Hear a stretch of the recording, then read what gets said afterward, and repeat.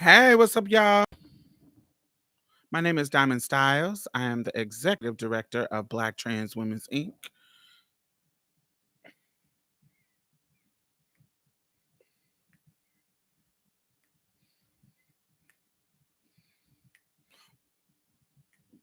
This is my jacket. I'm feeling drag fabulous.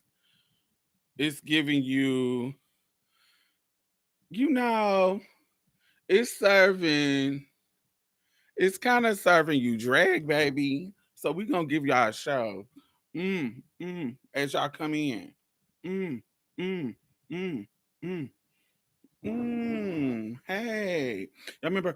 Mm, mm, mm, mm. I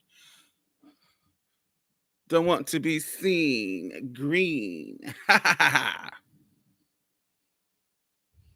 And if I'm caught at all, they'd catch me in dead red. Hey. I don't care if you're young or old, just make him beautiful. I just want someone I can hold on to. I want muscles. Hey. Baby. I have borrowed this drag jacket, y'all. It is super huge. Let me stand up so y'all can see how it is. Hey, I want muscles. It's a whole long ass jacket. No, I have borrowed this to do this photo shoot. I'm gonna take it off because it's getting hot. This is definitely drag hotness. Oh, oh, boom. Oh, I just wanted to give y'all a show in the beginning. Yes, I'm gonna keep it. I'm gonna stay sitting on it for the rest of the show so it can look like a ruffle throne.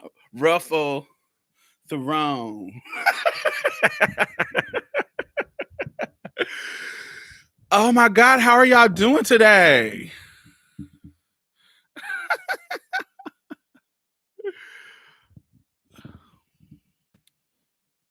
I am feeling so good today. I had a great conversation with Money. Hey, with Money. How is everybody? Let me see who's in here.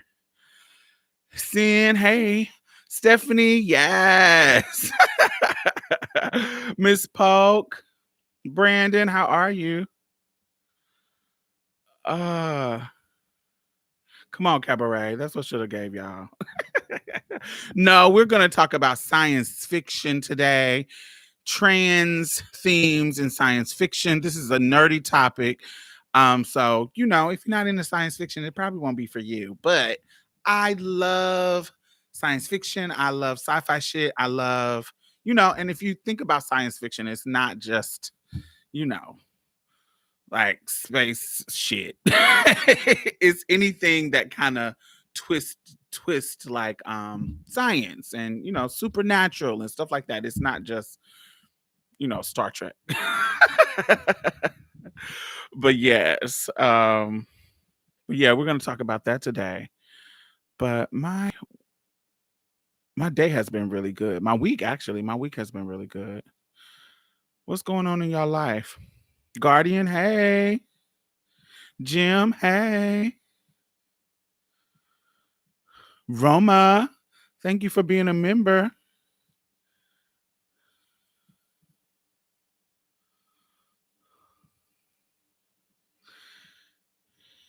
Auntie Mogo, Ashley. Yes, yes, yes, yes, yes, yes, yes. Had a great conversation with Money, Dr. Money. If you have not started listening to Queer Walk podcast, check that out.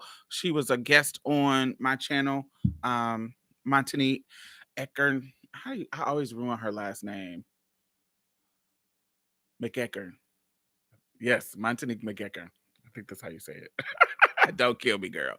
Um, Dr. Money. She's been on the show before and she's amazing. We had a good conversation today. Made me feel good to talk to her. Um, I got some new cute shoes in the mail, so that was great. I love getting something that I forgot that I ordered, and it comes. I'm like, ooh, these are cute. All that kind of stuff. That feels good. What else has been going on? I did a sickening ass photo shoot. That's why I went and borrowed this, because I thought I was gonna do something with it, like laying down, but I went with a whole different look because the the shoes that I wanted to have didn't come, so I had to pick something else that I wanted to wear. So it came super late, and so I had a whole different thing. You just gotta wait and see. I did. I'm doing 2 photo shoots this month. One is gonna be like trans theme, because it's Pride Month, and although I so let me tell you about language. So you might hear me refer to myself as gay, um because so let me explain that a little bit. So I am a woman, trans woman, of course, but I'm a woman and I date men. I consider myself a queer woman because I am open to dating people outside of just cisgender men. Um, if it works out, it has never worked out. But I'm open, so I consider myself queer just because this is not cis heteronormativity. So I still identify with gay because the word gay to me is a communal thing. It isn't just like homosexual. Does that make sense? So when I say gay, sometimes I mean um it's my easy way of saying LGBTQIA plus. Does that make sense? So when I say I'm in the gay community, it's not me saying invalidating my gender identity or invalidating my relationship coupling, because I'm a woman, you're a man, so that would make it technically straight. Queer, still queer to me. But because I am the T, no matter who I'm in a coupling with, no matter, I don't care what their identity is. If you're with me, we're in a queer relationship to me. And so I identify being gay as like the whole community, the whole gay community. And that the gay word includes LGBTQIA plus. Hope that makes sense. So I'll say, I'll use that term. And so anyway, I say all of that to say this. So the gay rainbow flag stuff.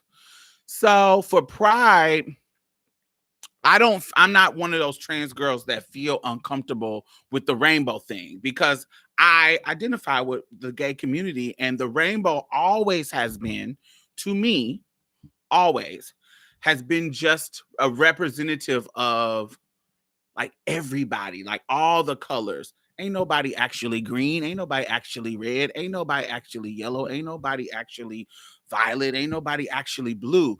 It's just it's supposed to be the spectrum. So for me, everybody is represented in that, and I never felt like that representation didn't include me. Now there's new flags that that include the black and brown to represent. There is a level of racism within the queer community that erases and forgets about black and brown people. So I understand the point in adding that. And then yesterday I seen another iteration. I get that. So they don't make me uncomfortable. Those other flags don't make me uncomfortable. But so I've always seen myself in the rainbow flag. So I've never had an issue with, when I wanted to be prideful, wearing a rainbow. You feel what I'm saying? But in recent years, not that I've gotten uncomfortable with it, but there has been this need for me to represent with the trans flag, represent during Pride with the trans flag, because sometimes the rainbow can kind of make me feel like there is particularly silence around the trans narrative, particularly in pride spaces. I remember when my last episode on here, the interview with Michael David Battle, he talked about how, there was some organizers of the pride in their location where they were really not including trans people in their pride celebration. They weren't making room for them. They weren't including them and stuff. So there's a lot of times that I see this happening in the pride space. And so sometimes it's really important. Like, for example, a friend of mine was planning to organize a Torrid campaign. Now, I'm a fit girl and I would love to, be ambassador or what is it? Social media influencer for Torrid, because I love Torrid. Torrid is they kind of rustic, but relaxed clothes and just stuff that you can just throw on and that stuff. I like Torrid. And there was a time when Torrid was the only place that I liked to get shoes. Their shoes, but whoever buying their shoes done fell off. But they used to had some really, really cute options in shoes. And so one of my friends was not hired, but put on to promote some of their stuff. And she was having a conversation with them. They wanted people to choose people to be a part of their pride campaign. Rustic, that is true. They're not like Eloquy. You feel what I'm saying? Eloquy has they got some stuff that can be rustic too, but Eloquy, you have some options that can, you can wear them to a wedding. A little bit of elevation happens at Eloquy.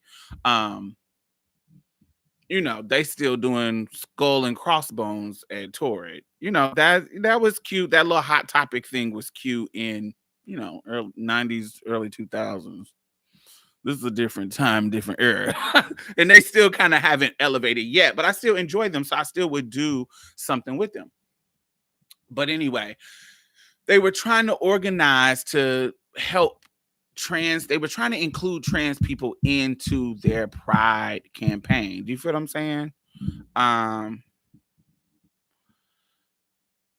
You feel what I'm saying? I feel like they were trying to include us, but they were sending us things that was just,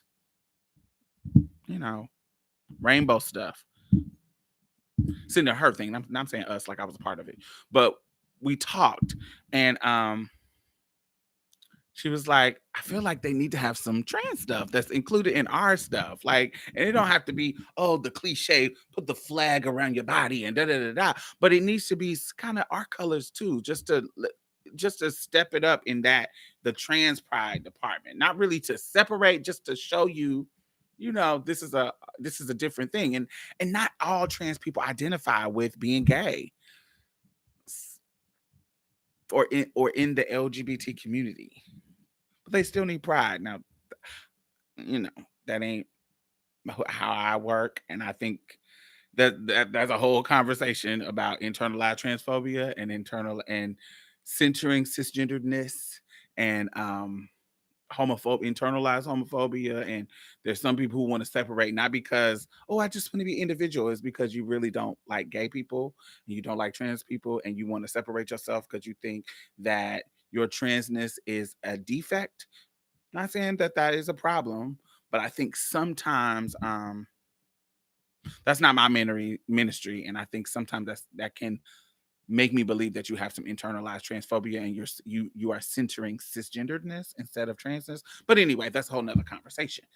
But yeah, so I'm saying all that to say this.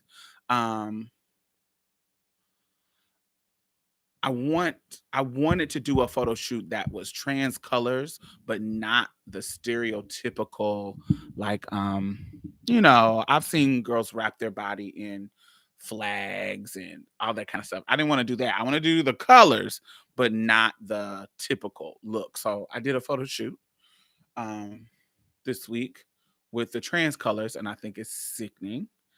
I think you're gonna love the pictures.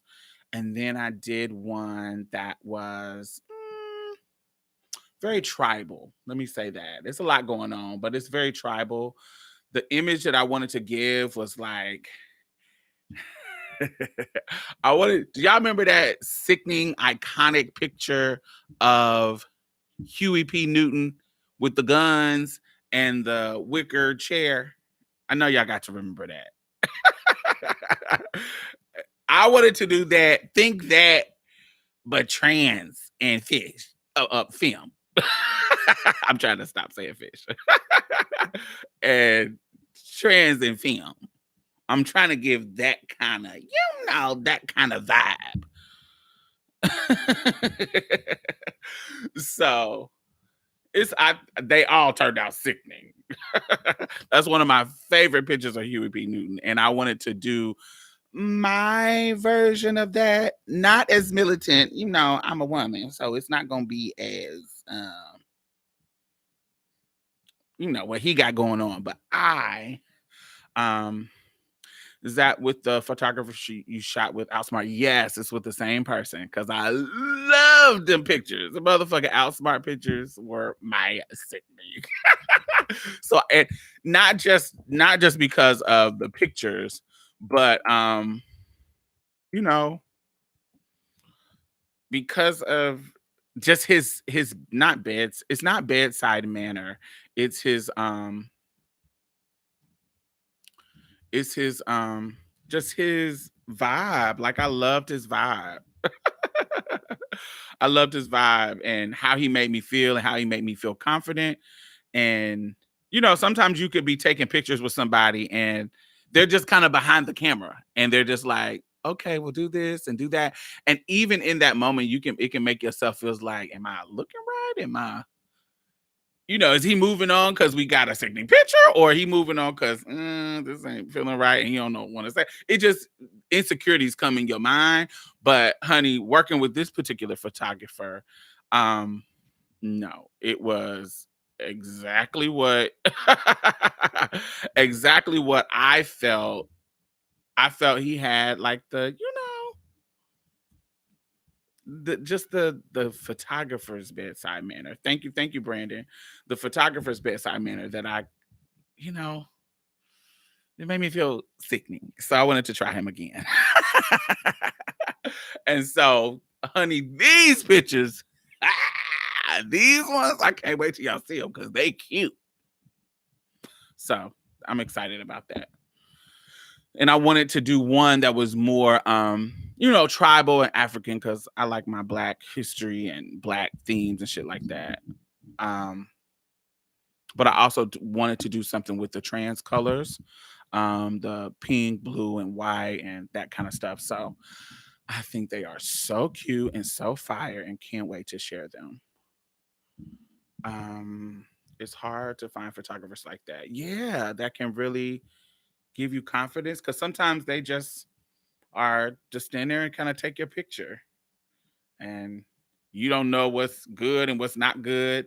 Like, he played music, he'll give you a theme or something that he wants you to do, and then he'll put some music on to kind of inspire you to do it. He was like, so what I want you to do, I want you to kick your leg up like this, I want you to put your hands like this, I want you to do it. And he would just try different things and then put music on to get a specific vibe.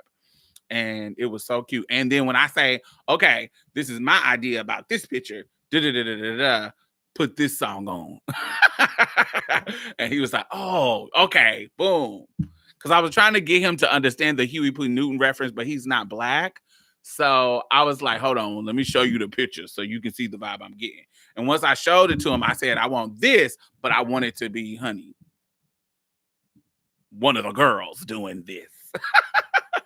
And he was like, boom, got it. And as soon as he started showing me the pictures, because this is another thing that I love about him. Naomi Campbell says she hates doing this, but anyway, I like it. He'll take a couple of pictures and then he'll show you what he's gotten, his vision. And then once I see it, I'm like, oh, I see what he's going for. I can get into it. But if I can't see what you're doing, it's hard for me to know what you're trying to go for me to put my body in the position that you want me to be in. And every time I would see what he was trying to do, he would acknowledge, oh, you get what I'm trying to do. Because I would change how I did my body, how I did my face, model, Hey, Android. So he just had a way about him. that I think is love. And so I wanted to go back to him. So it worked out really fine. All right, let me go. All right, so how many of y'all, let's get into the topic. We're talking about science fiction today and the intersection between transness. And so I kind of want to ask y'all, how many of y'all into science fiction? Or do y'all even know what science, y'all have to know what science fiction is, right? Let me see if I can find like a working definition of science fiction. So science fiction, just a working definition that I just Googled, is fiction based on imagined future scientific or technological advances or major social or environmental changes, frequently portraying space or time travel or life on other planets. So, when we think of science fiction, a lot of times we think of stuff like space, Star Trek, um, anything that's like futuristic, but it's not just that. Science fiction is also like shit that's set in the past, that's magical, like Lord of the Rings. A lot of times we think like Star Trek, but it's like Lord of the Rings, anything that is kind of magical, like even Harry Potter is science fiction. Um,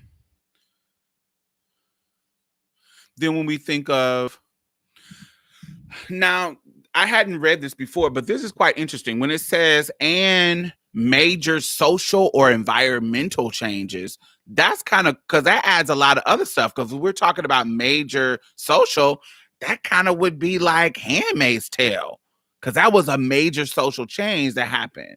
But I don't want people thinking I'm considering them science fiction. But if we talk about in that regards, major social change, that's kind of interesting because that would kind of fall into that space. Environmental change. When we talk about trying to think of one, what do y'all think of when y'all think of like what would be a sci-fi that did an environmental change? Yes, I love Octavia Butler, Lovecraft. We're gonna talk about them as well. Um, Science fiction is becoming a reality as time goes on.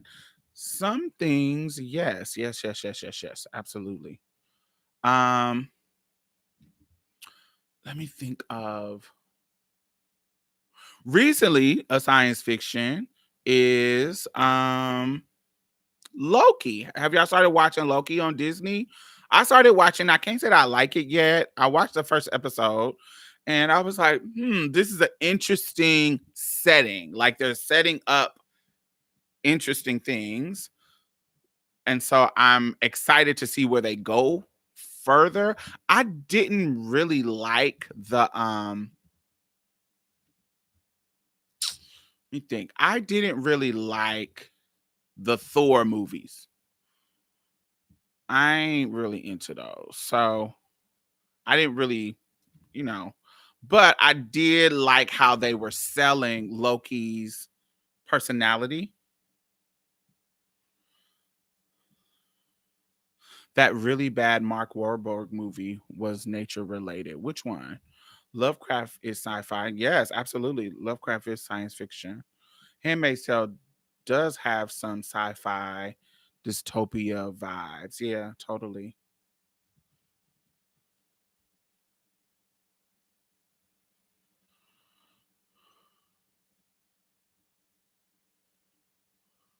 I think Lovecraft Country is definitely science fiction to me. Um, no, it is. Like that is science fiction.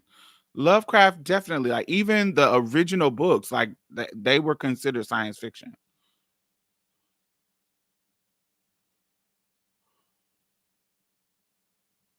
I'm writing a semi-sci-fi novel right now. Ooh, that is good. Come on, push through. What is it called? What's the really bad Wahlberg, Mark Wahlberg movie? What is it called? Is Black Panther sci-fi? Yes, it is. Yes, absolutely. Definitely sci-fi. Um, That one where the plants kill people. I don't remember. The Happening. I think that's what it's called. Oh, I don't remember. I'm not a fan of Mark Wahlberg. Have you read Freshwater? I have not. Let me go into. I have not watched that. So when I was younger, the first, and I wouldn't call this transgender, but I would say the first like gender bending kind of science fiction element, like a reading that I had ever come across. This is super old, but because I was a nerd when I was younger, I it is called Turnabout by Thorne Smith, and it's basically a comedy science fiction book, and it's like one of the first things that I actually ran across. Freshwater is by a non-binary person who was DID, but experiencing her different personalities as African spirits is deep. Oh, cute.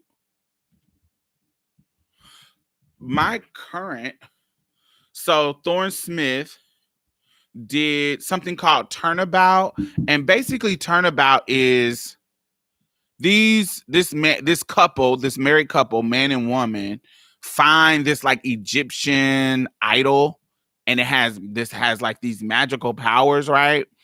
And it's comedy, so don't think it's gonna be serious. It's comedy, and basically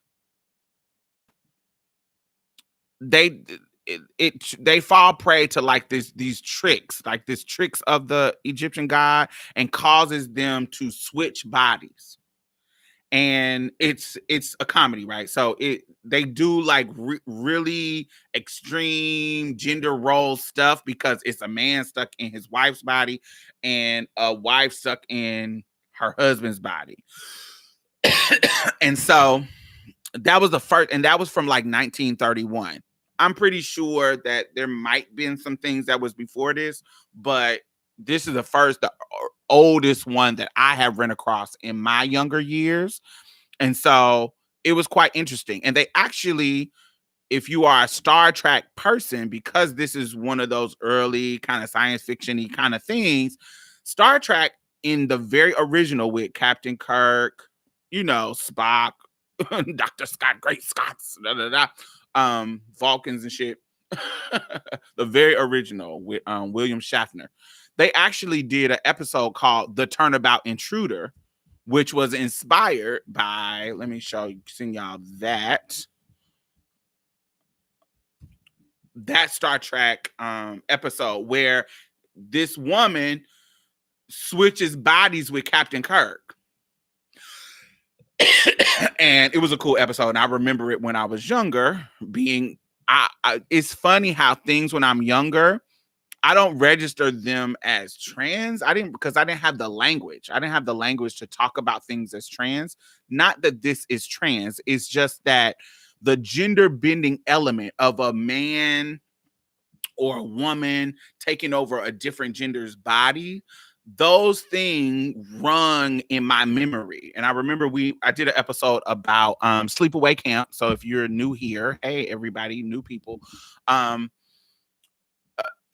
did an episode where we talked about Sleepaway Camp, which is a horror film that kind of explored, that the whole plot of the story is based on these twins, these brother and sister, getting in a tragic accident when they are younger, and then when they're younger, and then one of them get in an accident and dies, but they raise the boy as a girl, as Angela. And Angela goes and is teased and bullied, and she become a like serial killer at this camp called Sleepaway Camp. And at the end, you don't know that Angela is trans. Well, to me, she was trans in my mind. You don't know that she, this gender bending element until the end, when they find her and they're looking for who did this killing, and they find her and she done cut her little tray head off, and she's standing there with her mouth open and scary.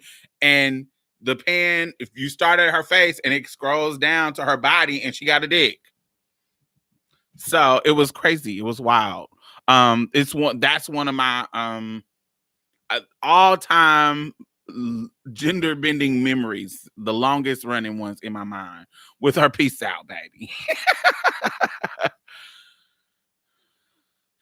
Guys, sleepaway camp. Yes, we did a episode on Marsha's Plate about it, and we did one on I think I put the video up on here? I think I put the video up on here. It was around Halloween because I did it for Halloween.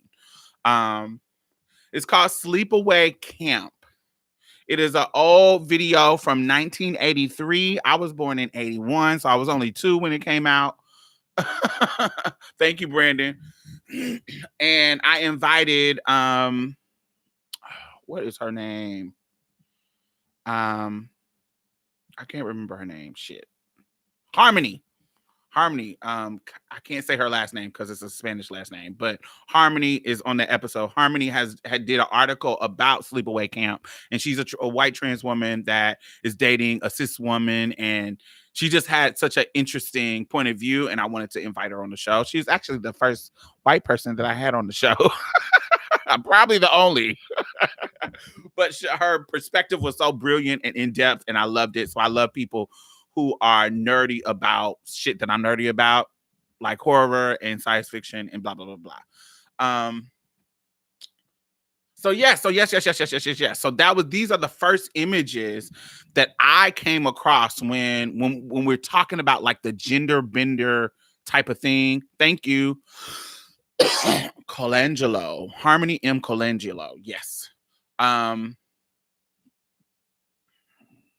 Yes. So, yes, Sleepaway Camp. That is it.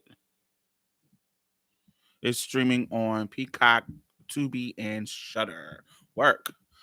Yeah, so I love that. Another not unknown, but which may be surprising to you. No, I'm gonna talk about that next. The next one I wanted to tell y'all about is the Anglo-American Alliance. This is some real white shit. But when this was coming out, it was 1906. There were people who were kind of trying to buck up against the system with their writing. You know, gender roles and Puritan very gender roles was really on the rise when people were setting the standards about race and setting the standards about gender. And there was a little bit of freedom where people were trying to buck up against the system. And then this romance book by Gregory Kasparian, he talks about, there's an incident where he tells a story about, now remember the sex changes and taking hormones, that stuff didn't really get started until the early 1900s, like the 20s and the 30s and stuff like that. It became popular in the pop culture when we saw like the Christian Jorgensen in America, and when they started really doing it in Denmark and other places, and you know what I'm saying, it started to get popular around that time on the social consciousness, but it started to be done and experimented with in the 1920s, 1930s, right? You get what I'm saying? So here in 1906, Gregory Kasparian, he made this story which indicates that there were some ideas of the possibility. What we know is that when it comes to science and advancement in our culture, usually the first place that you see it, that you see the possibilities or the imagination kind of running wild and kind of hinting and prophesizing what could happen in the future, you see it in art, you see it in pictures, you see it in books, you see it in, you know, the artwork, the art of the time. So this is quite interesting that stuff started in the 1900s, in the early 1900s, and this book came out in 1906, and it talks about it's one of the first like explicit and non-judgmental presentation of a love affair between two women. And that, I don't know, because I haven't read every single book in the world, but to me and to other people, this is actually the first time that a lesbian relationship was depicted in a way that was just like nonchalant. It's a lesbian relationship. And this is 1906. And they both of the women in the relationship go through like discrimination and go through something with their work as far as their just being discriminated. It's 1906. Being discriminated as a woman.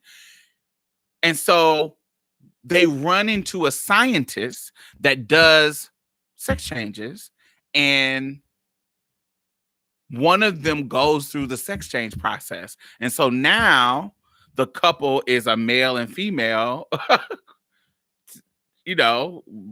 as far as the change goes, and they marry each other and live happily ever after. That's literally what the story was about in 1906. That's kind of amazing. You know what I'm saying? And that was by Gregory Kasparian. So the next one I want to tell y'all about is, and we're talking about transgender themes. We know in this time they didn't have the language. They didn't have, all the words that we have, non-binary, gender reassignment surgery, and all these things. They didn't really have this kind of language. You feel what I'm saying? So that we have now. That's what happens when social change happens. We create language to describe theories, to describe things, to describe ideas, so people can understand what we're talking about in regards to the social change and the dynamics of the culture that is changing. That is particularly around cultures that are not dominant. So we give you language, we give you, and there is going to be some overlap in language. So y'all remember The Wizard of Oz, right? Right? So you like, who is this? This bitch is about to pull something out her hat with. Because we don't remember no trans people being in motherfucking with Dorothy. No. In the original story, The Wonderful Wizard of Oz, there is no trans theme, but the writer, L. Frank Baum, actually did a sequel to yes, in the book. The writer, L. Frank Baum, the original person who created the whole Oz narrative, he did a book after that one called The Marvelous Land of Oz. And in The Marvelous Land of Oz, came out in the 1900s. The original classic story, of course, y'all know. In this sequel, there is Princess Ozma. So when Dorothy leaves, so we know the Dorothy story. Dorothy kills the Wicked Witch of the West, figures out that the wizard is a fake, blah, blah, blah, blah, blah, blah, with the help of Glinda, and so on and so on. So later on, Tin Man has a place where he is the leader. Scarecrow is the leader over Emerald City. Dorothy, the dynamics of who comes to power shows in the next book. Princess Ozma was a wicked witch, another wicked witch named Mombi.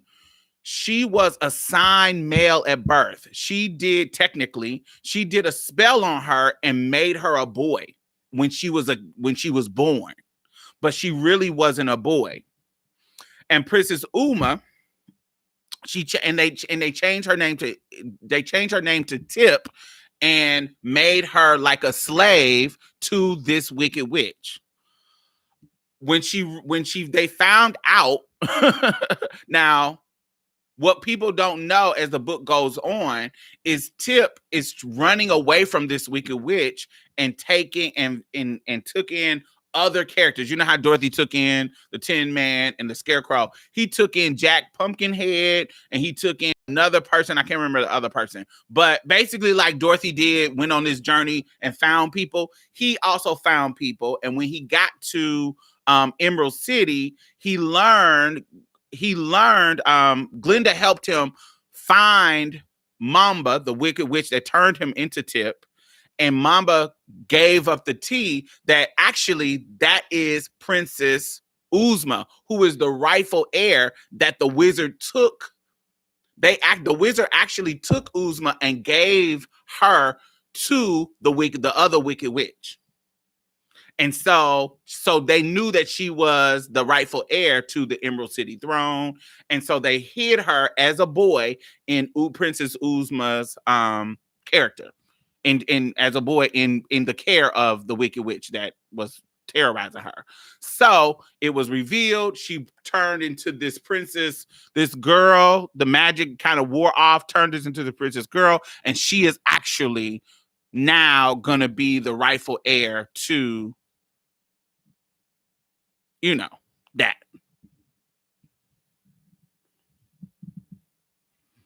And so they changed her back to a girl. So she went from being born a girl to being assigned. She was supposed to be a girl, but she got assigned, a spell cast on her, assigned male at birth, and then comes on, then finds out that no, you're not the trade. You actually are a princess. This is some magical curse that this bitch put on you. Boom. And now I'm that bitch. Come on, Uzma. Ozma, yes. Ozma. Ozma, ugly name, but push through. Right. Did Mulan turn into a soldier? There is some gender bending elements to Mulan. Gender bending.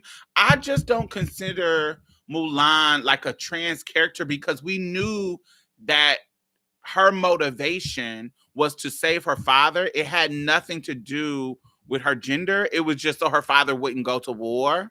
We all knew that she was a girl under that disguise. They didn't, but we knew the story. So it wasn't really I don't know. I don't relate to Mulan in that kind of way because of the dynamics of the story. If I'm gonna even, I feel like this is classic. We know that this is classic, but um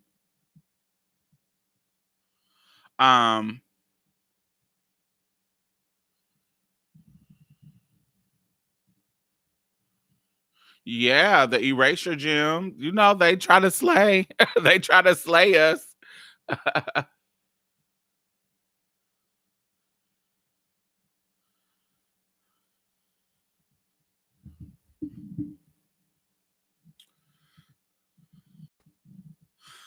So another book that does quite an interesting I don't know if I don't know, it feels trans-ish, is Wild Seed by Octavia Butler. So Wild Seed, the two main characters has these powers. It is Doro and how do you say her last name? Owanya? Owanye, or it starts with A something. I can't pronounce it, but y'all know what I mean. um so they have these powers and they live for a very, very long time. And they are kind of going, they start in Africa, like in the 1600s, and then they end up I would Doro is basically, to me, he represents like patriarchy. How he does things, how he kills people, he fucking wears them out. Even how he ran like this plantation of people, and he was like, he was just ruthless. And then the girl, Awanya, I'm just gonna call her Awanya. I don't know if that's how you pronounce it, but she started running one too, but she did it more humane than him years later. And so he finds her because he can track her when she's not an animal. He can track her and he finds her and he sees, now they all making kind of children, and they go in and out of each people's bodies. Like one minute the girl can be in a boy body and he can be in a girl body, or you get what I'm saying? It's just they could be in different boy and girl bodies because they can inhabit people's bodies and transform to look like them. and Yanwo. So you can so for me in this story, even and then there's some kind of weird hypocritical stuff because she calls certain people abominations. She calls them a lot abomination all the time, but she literally is like procreating while she's in male form and procreating while she's in female form. It's just so much gender bending stuff that is and power and Iyanwo is like she's like a captive maternal. She's always trying to help the people, feeling sorry and it feels like she's always sacrificing herself to take care of her people. And sometimes that's against Doro. And it's just to me, all the gender bending stuff and gender role stuff was really, really cool. I feel like Octavia Butler was an amazing writer. If you like books and you're a reader and you like black writers, read Octavia Butler. The Parable of the Sower is really good. She is a science fiction god, black woman god. And so check those out. Recently, let me go to my Audible. Yes. So recently, I have found two books that I think are really, really cool by Black authors. The Unkindness of Ghosts by River Solomon and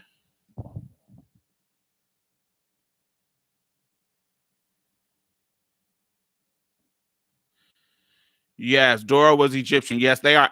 They are both from Africa, Igbo and Egyptian. Yes. Um, Let me go to my library. And The Queen of the Conquered by Kason Collender. It's KaCen.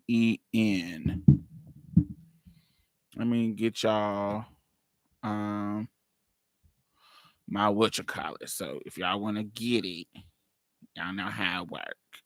My Amazon link.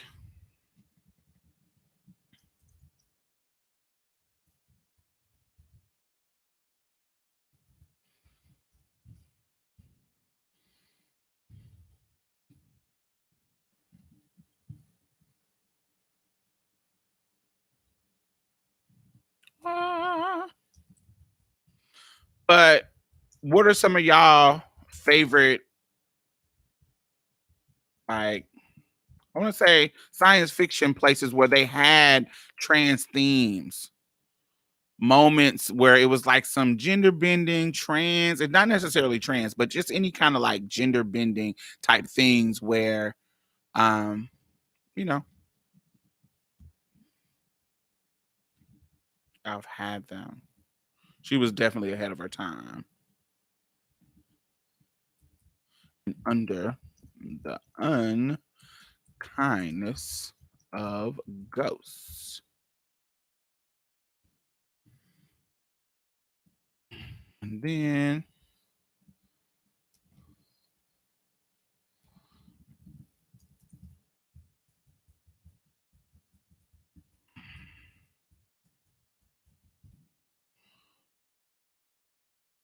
The Queen of the Conquered.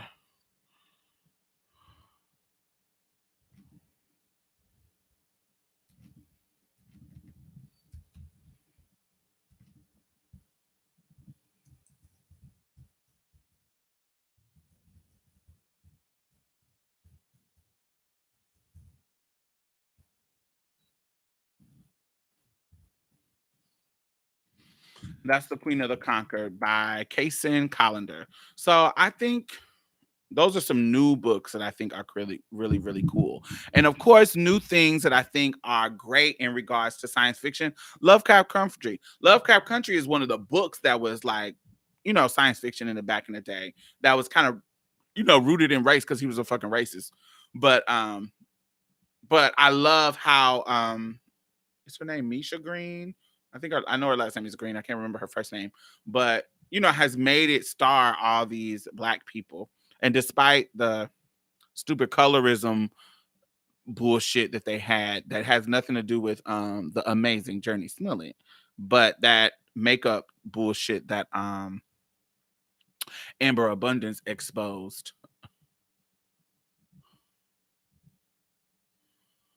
Striking Vipers, absolutely, absolutely sci-fi.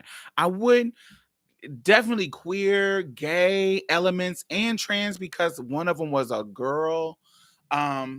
More so in the I just let's just say queer. I thought I did do a video on. I can upload it. Do y'all want me to upload it? I did do a video review of Striking Vipers while my channel was down. This one, I actually created a new channel, and I actually did let me see if I can find it. I actually did a video review of you know of that episode. That one. Um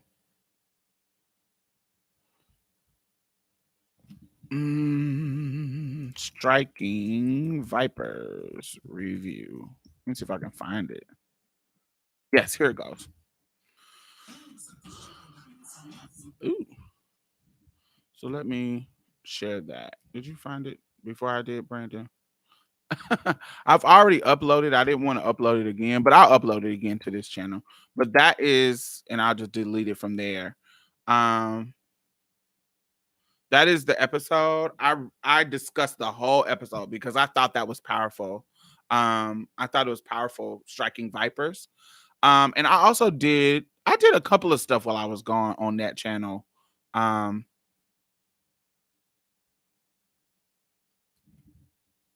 that's just like my secondary channel. So if y'all want to subscribe to that, just in case something happened to this one, yes.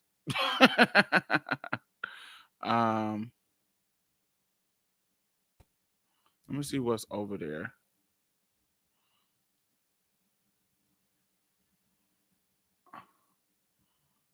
Yes, and Candy, when Candy died, I did an episode, I did a review on Pose talking about tropes that I think is an interesting conversation that y'all can watch and all that kind of stuff. Yes. Would you consider Quantum Leap gender bending, being that he leaped into women several times? Yes, absolutely. Quantum Leap was definitely. I remember Quantum Leap when I was younger. My grandmother used to watch it, and I used to some episodes were boring, but some episodes caught my attention. I really liked it. Denise, we are live. Is this really live only? What's going on? Is this shit recording? Is this thing on, honey? Shout out to TS Madison. TS Madison had me crying, like literally sad, not sad crying, but crying. Madison had a Madison is in um Los Angeles for the month because she has a movie coming out that she plays in, the Zola movie. I think I haven't really looked into it yet because I just been busy and dealing with shit. But I think it's called the Zola movie, and she's there to promote it and do interviews about it. And she was going to an event, and she got out of her little limousine, and somebody was like, "Hey, oh my God, it's T.S. Madison!" Like fanning her, like fans do. And it was a gay dude, and he came up to her, and he was like, "You just helped me so much with my confidence and just saying fuck this shit and just the way he was praising her and just sharing with her how she impacted his life got me emotional. It was so if y'all it's a live that she did where she has like a real smoky eye and a red lip and some black hair coming. She has on a black dress and hair coming to the side. So if you see a live on her Instagram, watch that and kind of she's talking to Chi Chi and Legra and all of them. Skip it to you can watch the whole thing, but skip it to if you want to see the part I'm talking about. Skip it to when she's getting out of the car to come to her event, and it moved me. It was so cute. We out here impacting folks' live, y'all. It's so cute.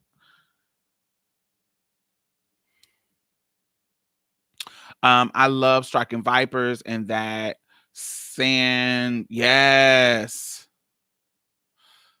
are the best episode of any show ever written. I do love Striking Vipers. I think my favorite episode on that channel, on the show was I did like San Junipero, is that how you say it? But I also I really enjoyed the one where if we're talking about Black Mirror, I definitely enjoyed the Black Museum. I love that one, but that was a cute twist. But I really enjoyed the one with when the dude get his wife put into the teddy bear. That was quite interesting and unexpected. I don't know. Black Mirror is so good. Like there's certain episodes that I'd be like, but there's certain ones that it's like, ooh, this is powerful. This is really, really good. It's a really good show. Black Mirror is really good.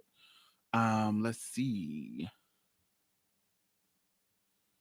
I can't think of any movies. What else? The show Misfits with a gender flip at one point. I don't totally remember the premise though. The teddy bear one was hilarious. It was funny and quite interesting. But I think definitely Striking Vipers was interesting. One of the most interesting because it had my mind just like, ooh. So it just would be that would be so wild to see how that plays out. And being that I'm a gamer and there is so much homoeroticism that happens when you play a game online. Thank you. When you play a game online, there is themes that happen. There's tons because of the anonymity and the safety of being online. It's gonna be tons of racism. Motherfuckers gonna call you niggers. Motherfuckers gonna call you fags. Motherfuckers gonna call you trannies. They're gonna call you all of this kind of negative stuff because it's a game. It's game.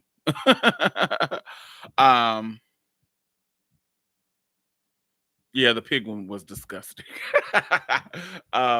They're gonna call you this stuff, but there's also gonna be these homoerotic conversation. They love to talk about their booty hole and getting their dick sucked. And if you're in a gamer community, it's so strange that how homoerotic their straight men's quote unquote straight men conversation gets when they're in if you leave them to their own devices.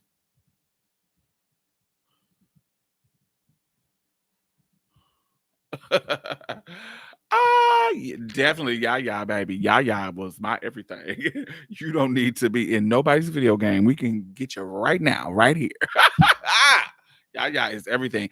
I ain't really into Mackie. He don't really give me the life. He's like Anthony Mackie is like Michael B. Jordan to me. Michael B. Jordan is more of an anomaly. Michael B. Jordan, when I look at him and I'm like, I see stuff that I should be attracted to, but I'm not. I don't know. It is something about him that does not give me sex appeal. And it should, because he's not ugly. He has a beautiful smile. He got a cute little body. He cute. But when I see him, I don't lust. I'm like, you got stuff going on, but I just don't live. And I should, but I don't. So it's like, okay, Michael B. Jordan work. You look cute. He doesn't. Um, he just doesn't do it for me. Now, if I saw him in person, would I have him? Of course. Sure. If he was not famous and he was a trade that lived next door to me and he was trying to holler, would I have him? Sure. Absolutely. But he wouldn't be somebody that I would walk past and be like, damn. Shit. No, he's not that. He gives me just a regular boy. I don't want to say regular. I don't know. I can't explain it. He don't get the juices flowing for me. He's too generic. Yeah. Right. He's too safe. Let me see if I'm trying to think of there is a safe boy that I would lust after. Um yeah, I don't know. I can't think of nobody now. I just know he doesn't do it for me. He just doesn't. So give me cousin. Hey cousin, what's the tea? They straight watched the Black Panther film. Ayo had a lesbian relationship. Who is who is that? Who's that name? What character is that? Ayo on Black Panther. Maggie.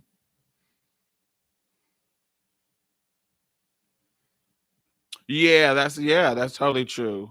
That's how I think of white boys too. Jonah. Is it Joanna? Is it Jana? How you say your name? Jana? Looks like Jana. Um, that's how I think about white boys too. Like when I see white boys, it's very rare that I see white boys and I'm like, oh my God, I want to have him. God, he fine. No, I look at them and I'm like, I know you fine. I can tell. I look at you fine, but I look at them like if you see a car that's nice. Oh, you know that car is nice, but I don't want to fuck the car.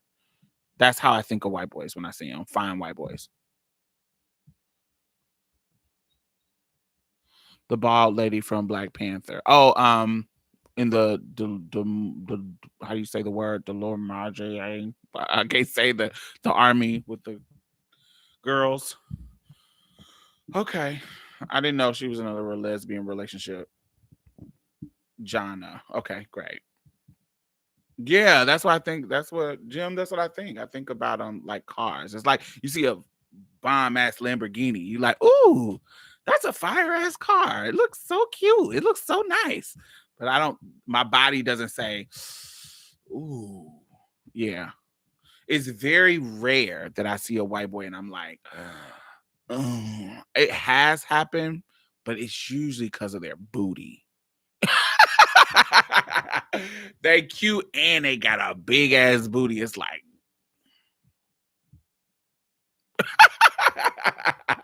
that's usually when it kind of turns it for me. Thick ass legs and big ass booty. Chris Pratt does it for me. And I'm embarrassed about that. Yeah, I see ones. Dora Milaje. I love Shameless. I don't know who Shameless is. Is that a show? White boys do got some cakes. They do. They tempting the eyes, but not the loins. Yeah. Now it's certain ones that I'm like for example, I love a redhead. So Harry, Prince Harry, he's sickening. Um, surprisingly. I like a redhead. So Ronald Weasley from Harry Potter, when he start getting grown, you like, oh, Ron looking fine. Like when he start getting cute. Definitely Hollows, the first one.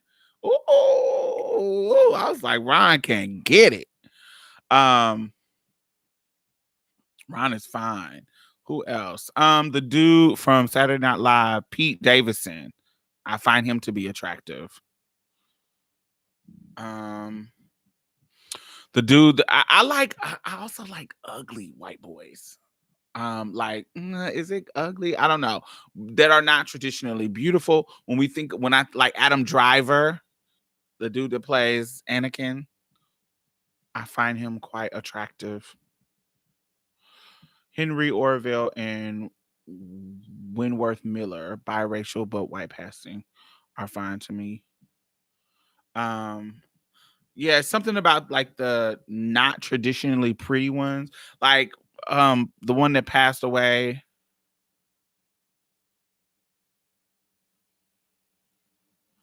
Like Paul Walker. Eh, they're pretty. Yeah, Marlon Brando, pretty. Um, Paul Newman, beautiful. They don't. They beautiful, but they don't make me want to have them.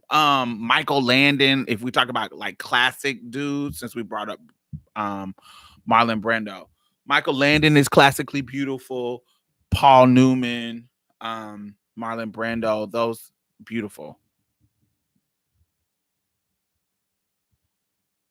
We talk about men, and we supposed to be talking about sci-fi. But anyway, yes.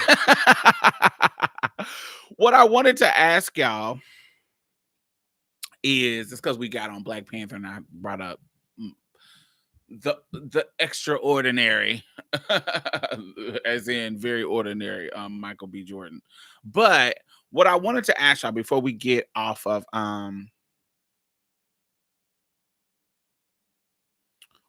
the subject and onto whatever we want to talk about. What I wanted to ask y'all about is when it comes to transness in science, in technology, how realistic are we about trans people existing in the future? Because what I am seeing is two things that can happen.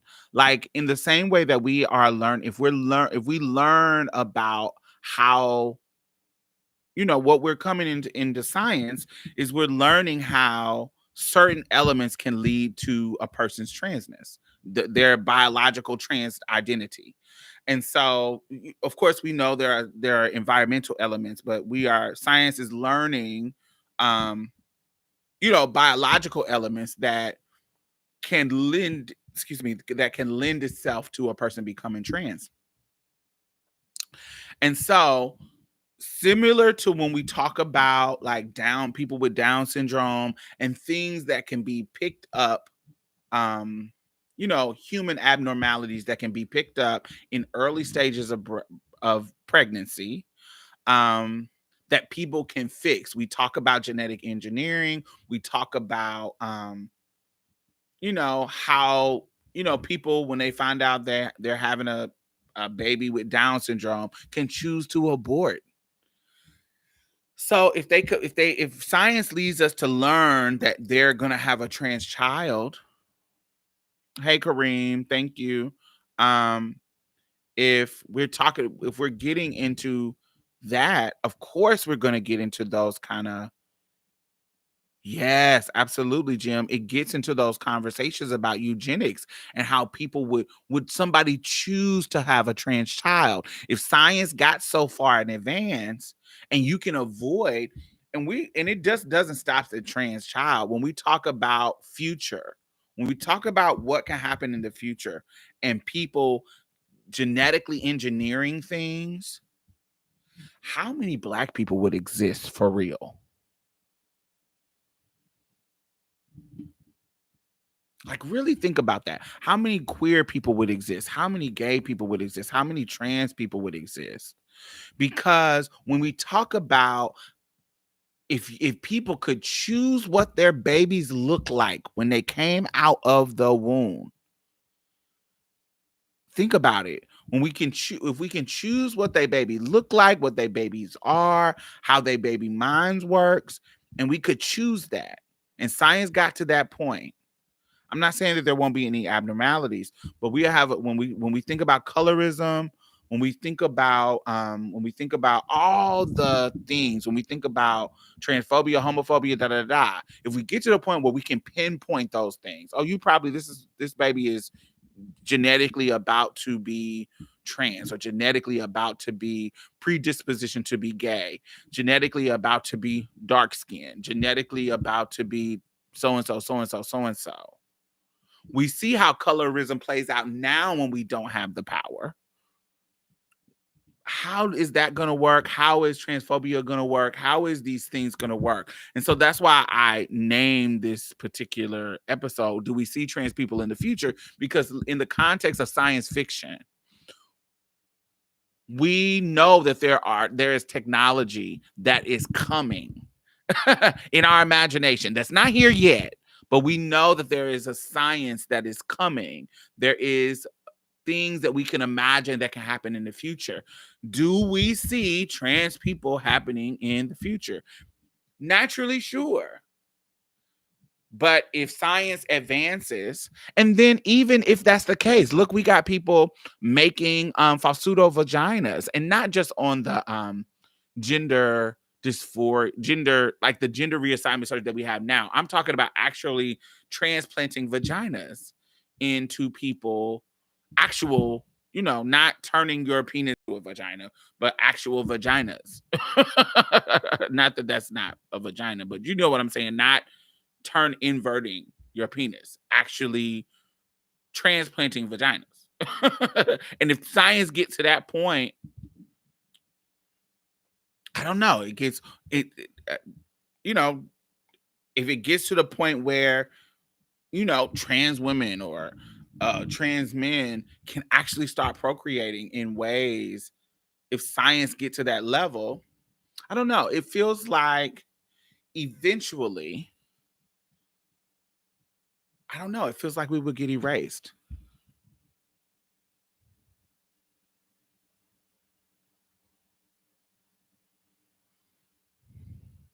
Yes, people are attempting those type of surgeries, CL. You can look those up.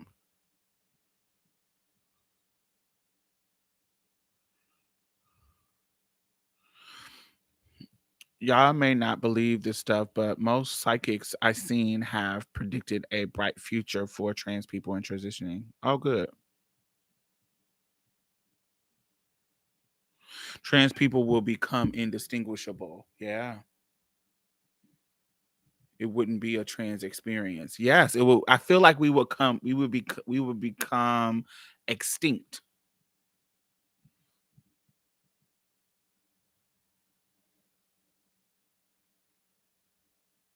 I definitely see.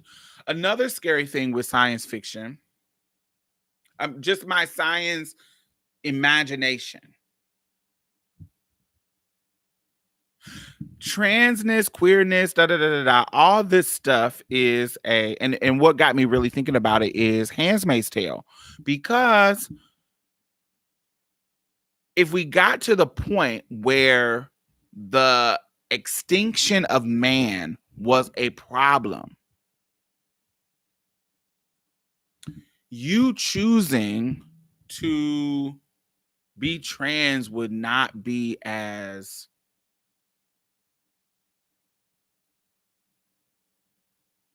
I don't know. It just seems like it would be, if we get to the point where climate change and all these things start to happening where the risk of extinction to man, I can't see them caring about trans people to the extent that they are now, when those issues would be so heavy. They're kind of creeping up because motherfuckers is ignoring what's happening. Um, but I don't know if humanity, if the extinction of humanity was heavier, of a more poignant issue, I would feel like anybody who was not contributing to that, they would be disposable. I think it would be more severe, to be honest. You think transness would be more severe? Only a transgender parent would select a transgender child. Really? Hmm.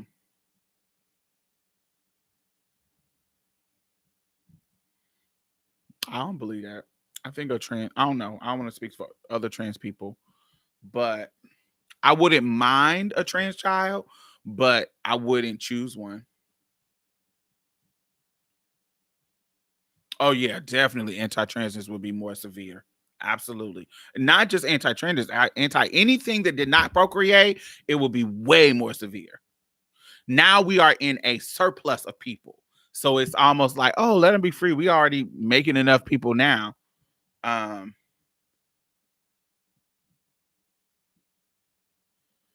I would see that too, but I've been watching for a lot. I've been watching a lot of Handmaid's Tale. Yes, I love Handmaid's Tale. That's my shit. Definitely top 3 shows of all time for me. Yep, anything that can be detectable during pregnancy can lead to erasure. Facts. That's how eugenics works. It's already happening with gender and disability, so everything is open to it. Facts. Yes, it is. Excuse me. I need some water. Damn, I didn't give me no water. 1 second. Let me give me some water, something to drink. Keep discussing amongst yourselves.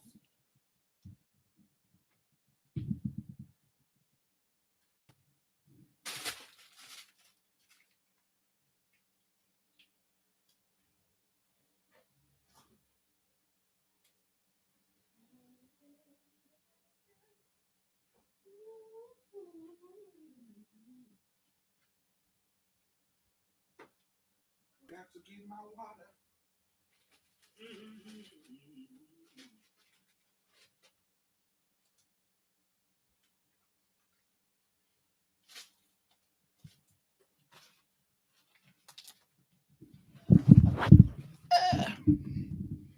Alrighty.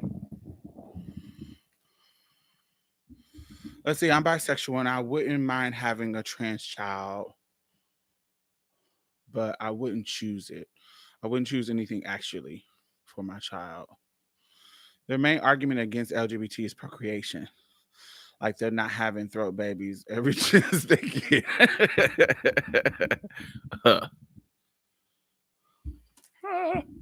Water, water, water, water.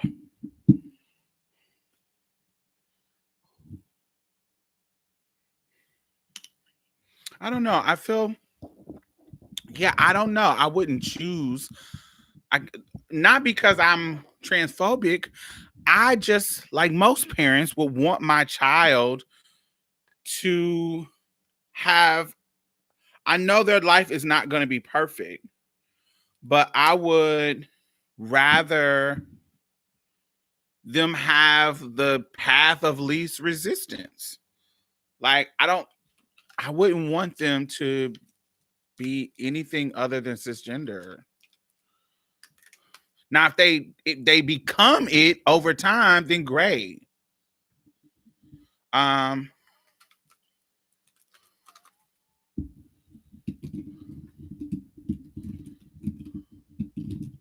what's that you put in your water? It is Crystal Light Strawberry Pineapple Refresher. Really good. I like it.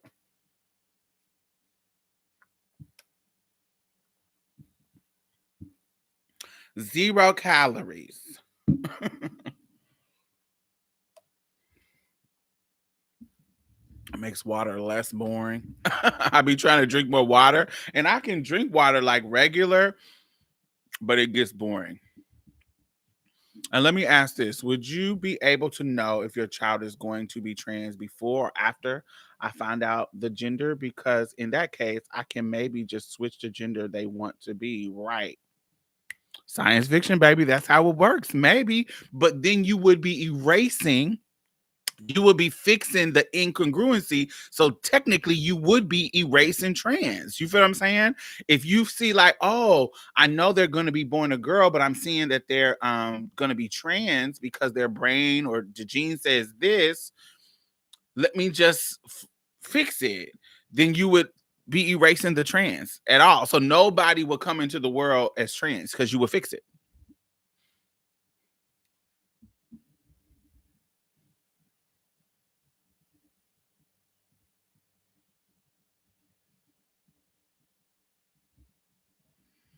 Yeah, I love it. I love these. I get like these in different flavors just so I can switch it up. And that's how I get and buy like these cheap ass waters and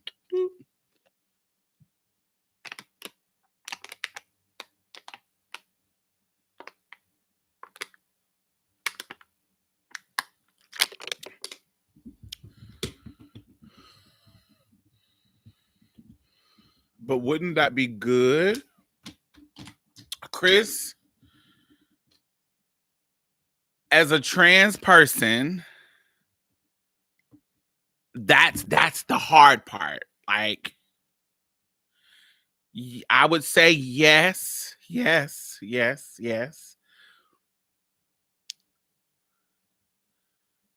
Yes, it would be good, but it erasing all of us happen. I don't know. It just would be it's like would I if I could do a magic wand and saying nobody would have to deal with transness at all. Hmm.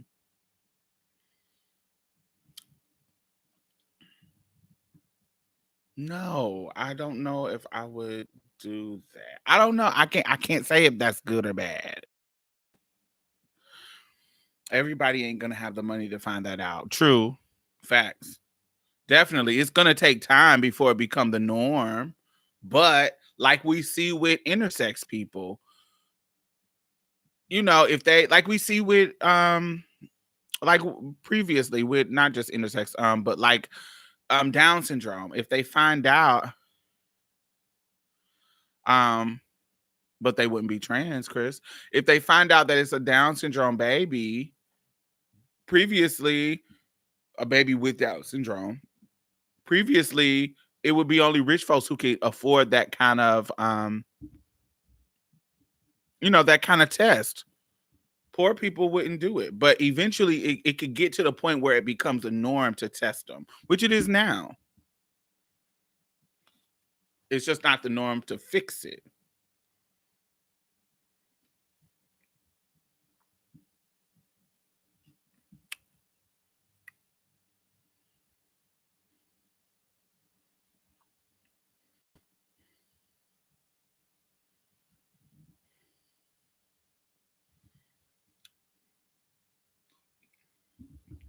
But I think that is the hardest question to answer, Chris.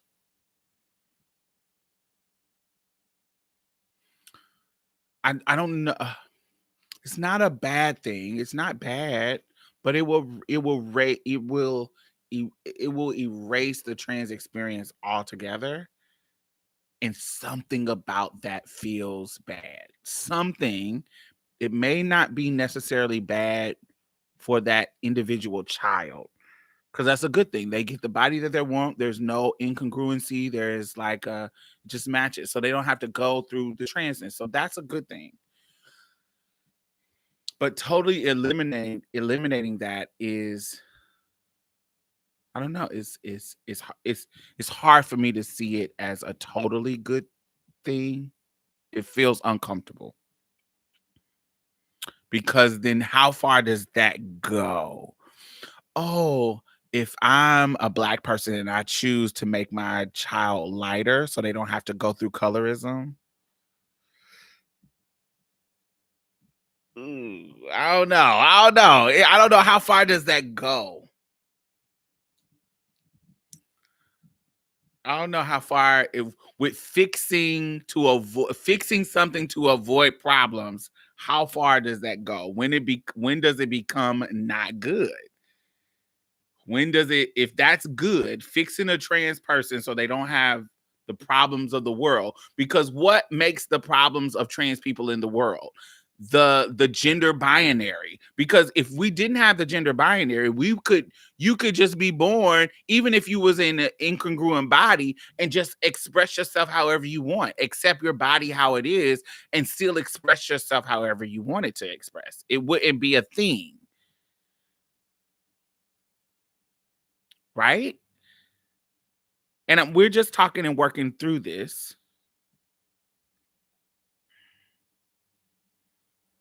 But if you're trying to avoid a problem, I don't know what is.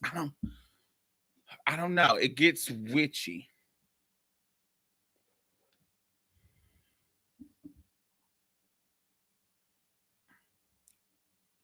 Well, you don't know what the child wants at all. You don't know what the child wants at all. And then because of there's some environmental elements, I think that they will only be able to tell us if this person could possibly, like, their genetics leans towards transness. I don't think they could definitely tell you, because I do think there is an element. Because if we're saying that the gender binary is a construct, then transness is rooted in that construct. Is there a biological element? Absolutely. But there is a root in that construct.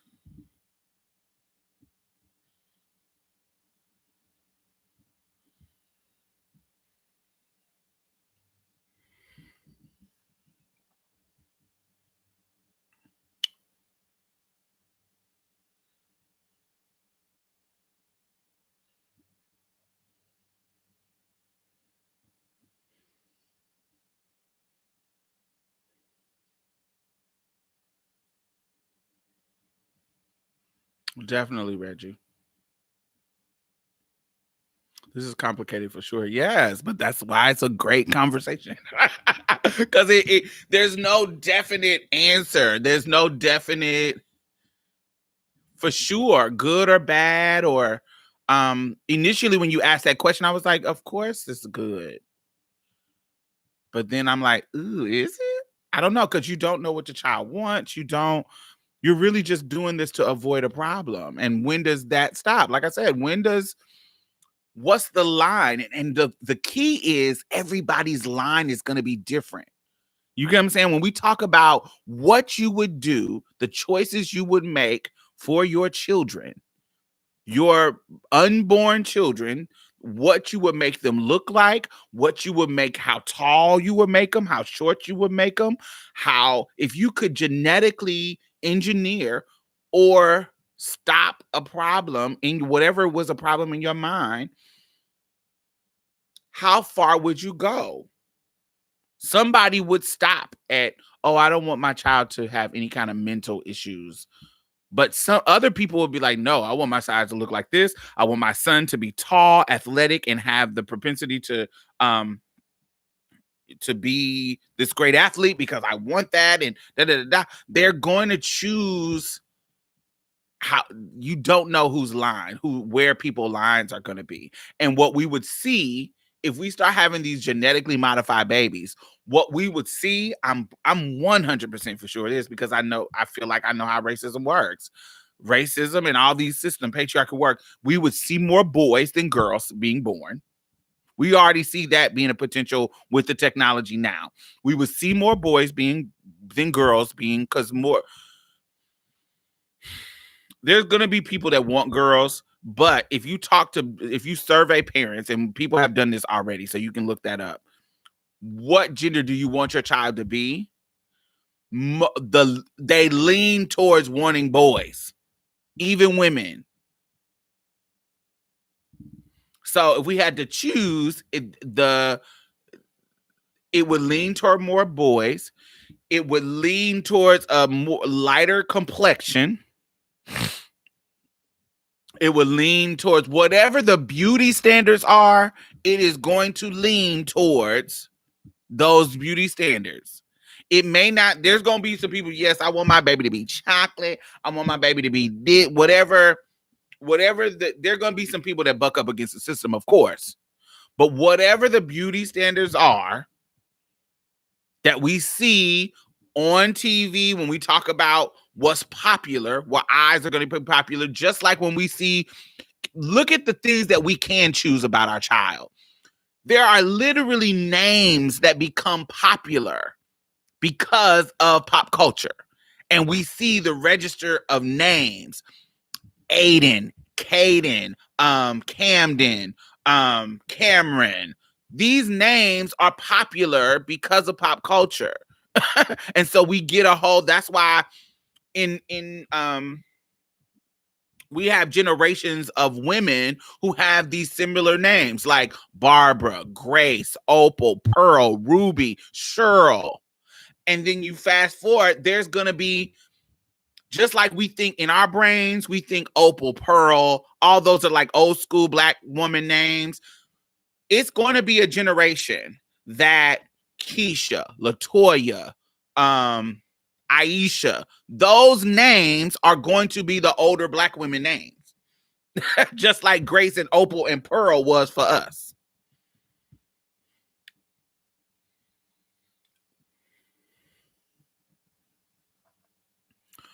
Rabia Porter. Thanks for what? The conversation? You're welcome. Thanks for watching. Make sure y'all thumbs up. I only see people, 23 people. It's 43 people, 41 people. Why is it only 23 thumbs up? If y'all like the conversation, thumbs up.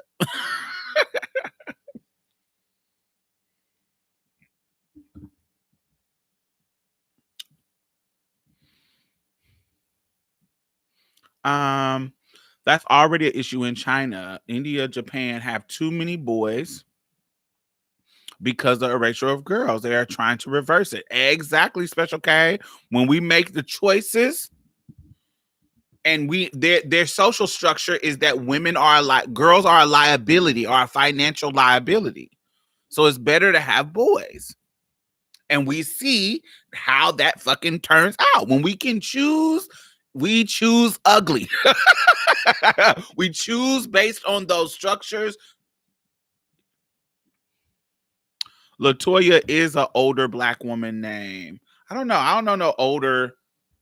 All the Latoyas I know come from my, maybe the era, a little bit of the era before me. They could be like in their 50s now, but definitely 40s. I'm 40, so yeah, late 40s, maybe in their 50s. Yeah. How old is Latoya Jackson? How old is she? I guess Latoya, that's one. Yeah, all the Latoyas I know are a little bit older than me. Like, I want to say 10, 15 years. Like in, I guess, my mama's era. My mama is like 17 years older than me. So I guess, yeah, my mama.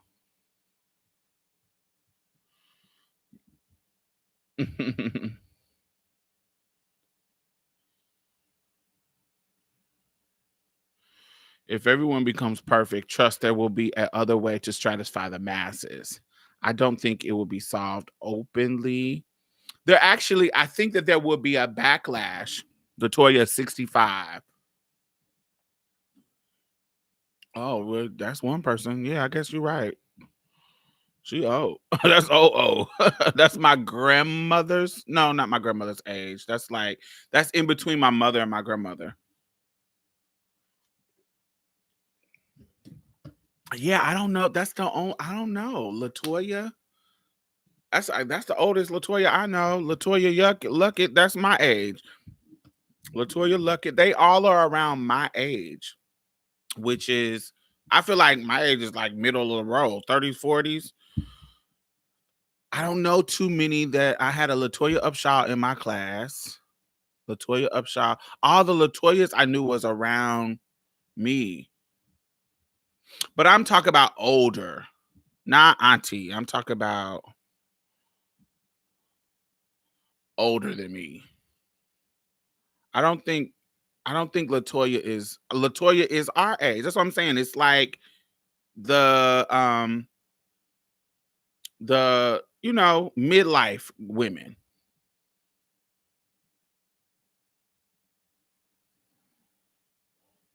Latasha, Latoya, Aisha, Keisha. That's in our era. That's like 40-year-old, 50. To me, that's like that midlife right now. Like that's a millennial name.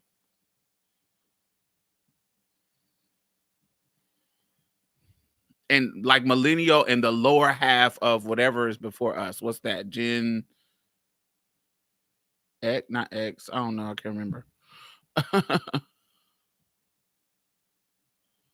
And you're mid 30s, yeah. So like you're around my age. So yeah, I just feel like Latoya, Tamika, all that is late 70s, early 80s babies to me. Latanya, yes. Latanya, yeah, yeah. Anyway, so yeah, so those if we think about names, that's a these are perfect examples of names that are being chosen because of the social time. Latifah, that was we were going through an era where we were picking black ass fucking names because we didn't want to be named Sue Ellen and Hattie Mae and all the shit that white folks was naming us.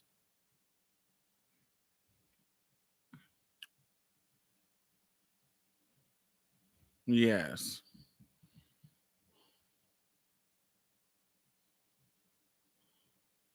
So if we had the choice, there would be a lot of stuff that geared towards that will go with the structures that we see. And there would be a backlash. Of course, just there would be a sector of the community that said, no, I'm not genetically modifying my baby. I want a natural birth. I want to just have it. And so I don't think it will be totally erased. We think of like section of people like vegan and people who I don't want no epidural. I don't want to do none of that. I want to just have my baby and see how it goes. I don't even want to know the gender before it comes out. I just want to have it the natural way and see what happens. There's gonna always be people like that. There's gonna always be people like that. So I don't think these things that we are talking about are ever going to be totally erased, ever. But when we talk about science and we talk about possibilities of those type of erasures, I think that we are going to see them more often the more detailed science gets. Does that make sense?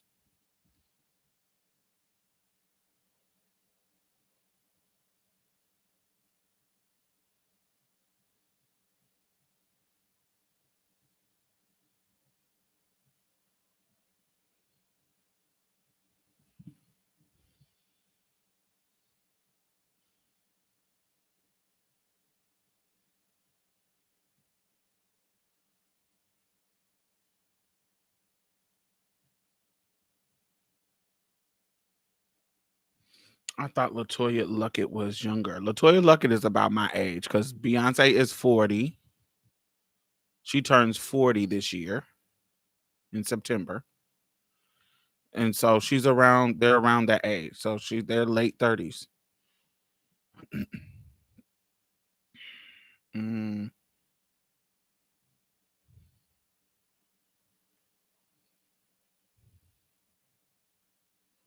a dramatic reduction. Yes, absolutely. It will be integrated into classism. Absolutely. But anything that is kind of like that in science, it actually becomes a norm. Like when we talk about like abortion and contraception, there was a lot of times where contraception was a class thing. Only people who could afford, um, contraceptions was people who had the money to have doctors and all that kind of stuff. But over time, it became a norm for everybody. It was easily accessible. Do you see what I'm saying? Like it's always going to start being rooted in class, but eventually it's going to go to into the masses.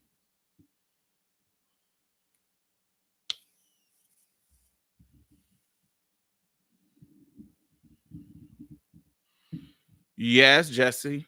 Yes, I work with adults with disabilities, and there are fewer and fewer people being born with Down syndrome. Most couples are aborting Downer fetuses nowadays. Facts. You're totally right.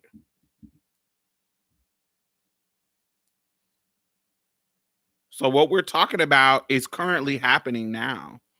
She's already 40. Oh, okay. I didn't know I thought Beyonce was the oldest of that crew. So she's older than B because B turns 40 on the 4th. on the 4th of September. B is 39.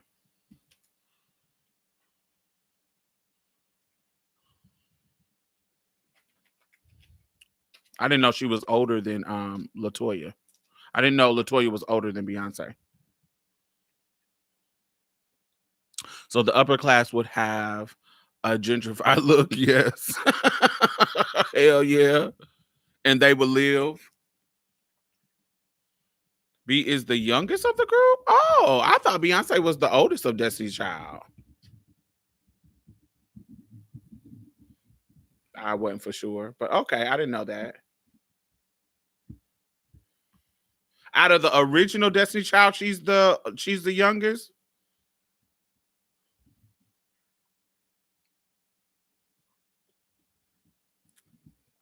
Like Latavia and Latoya. Oh, I didn't know she was the baby. Okay.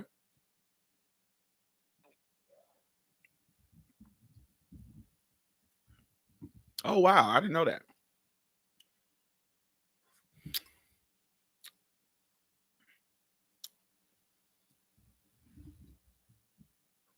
Oh, gotcha. Didn't know that. She came in and slayed, baby. She said, honey, I'm about to come in and show y'all old bitches how to do it. That's why they didn't want Kiki. Well, and Kiki could sing. So she wasn't going to be um, able to out sing her. Those little dance moves wasn't going to make her the one. Imagine if Kiki would have stayed in Destiny Child. How that would have turned out. I felt like that would have turned out so ugly. No, Latavia was the youngest. Oh, okay, cool. Who was the oldest, Latoya or Kelly? So it was Latoya, Kelly, Beyonce, Latavia?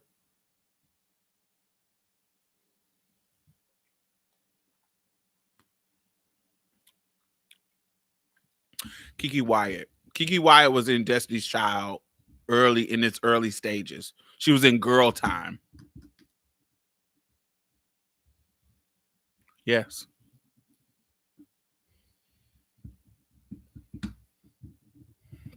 Little known fact.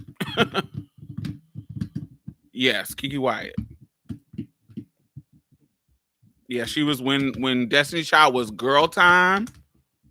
Yes, she was early on. Kelly's the oldest, so it's Kelly, Latoya. When is Kelly born? When is Kelly's birthday?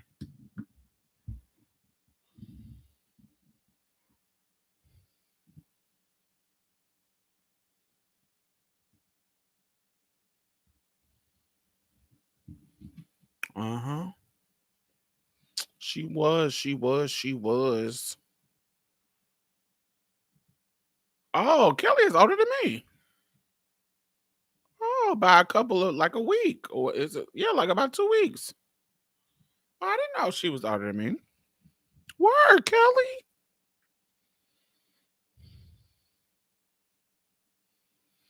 Yeah, it was a very short moment. Um, um, Deneen, very short moment. Kiki was in a lot of groups. She was in a Girl Time. She was in Sway. She was in there's a girl group called Sway.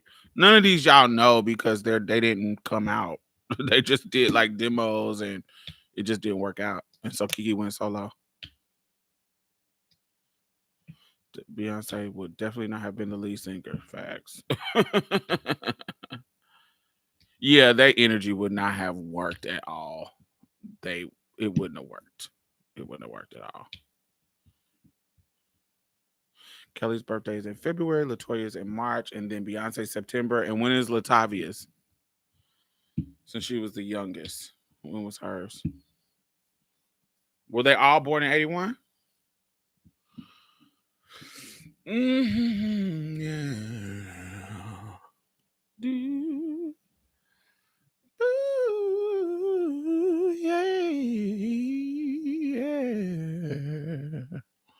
November. Okay, work 81 babies. Yeah. um yeah, so what is it now? We have 15 minutes. What do y'all want to talk about? Hmm. Oh, wait, before we go to that shit. Y'all can type what y'all want to talk about. Um First of all, thumbs up. If you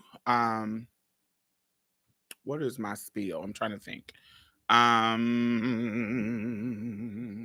Yeah, so we did an episode of oh, you already seen that. I want to talk about that. If you are, as I say in the beginning of the show, I am the executive director of Black Trans Women's Inc. If you are a Black trans woman and you are in need, there is a link in the bottom that you can hit us up. Let me go to it. Um, Let me go. If you are in need of anything, no, that is not what I wanted to see.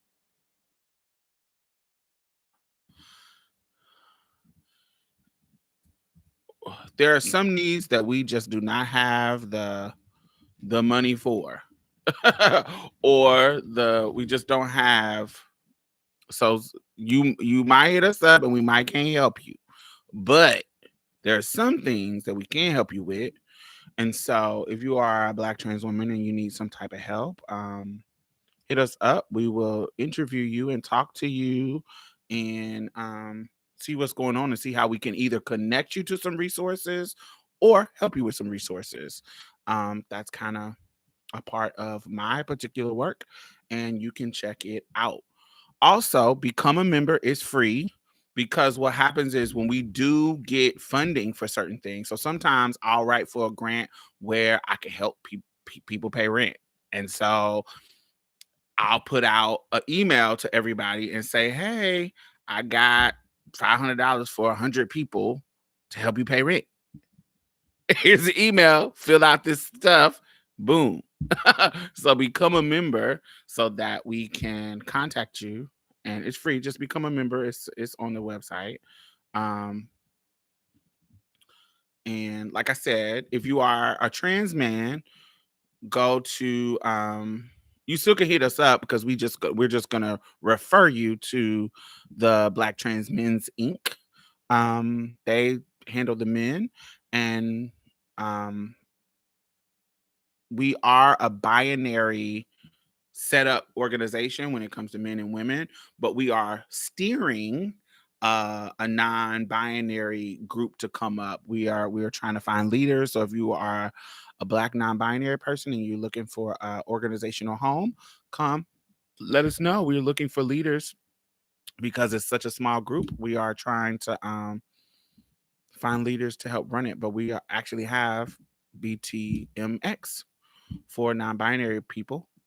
But right now, while we are growing them, if you are trans feminine, I can work with you. If you are trans masculine, they can work with you. Um, or whoever you're comfortable with. If you let us know that you're comfortable wherever, let us know. And yeah, so that is the link to that. I'm trying to make sure I'm covering everything. Yes. What else? What else? Down in the description box, I am running a uh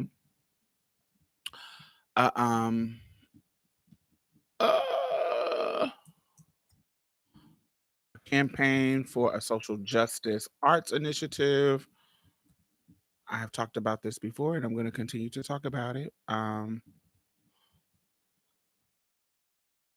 I am already producing something now. I haven't got all the money that I am looking for that to produce to get what I need to do what I need.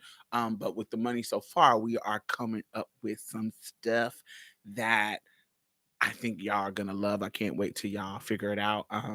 It's gonna be probably in about 4 months just to get everything organized. So that is coming.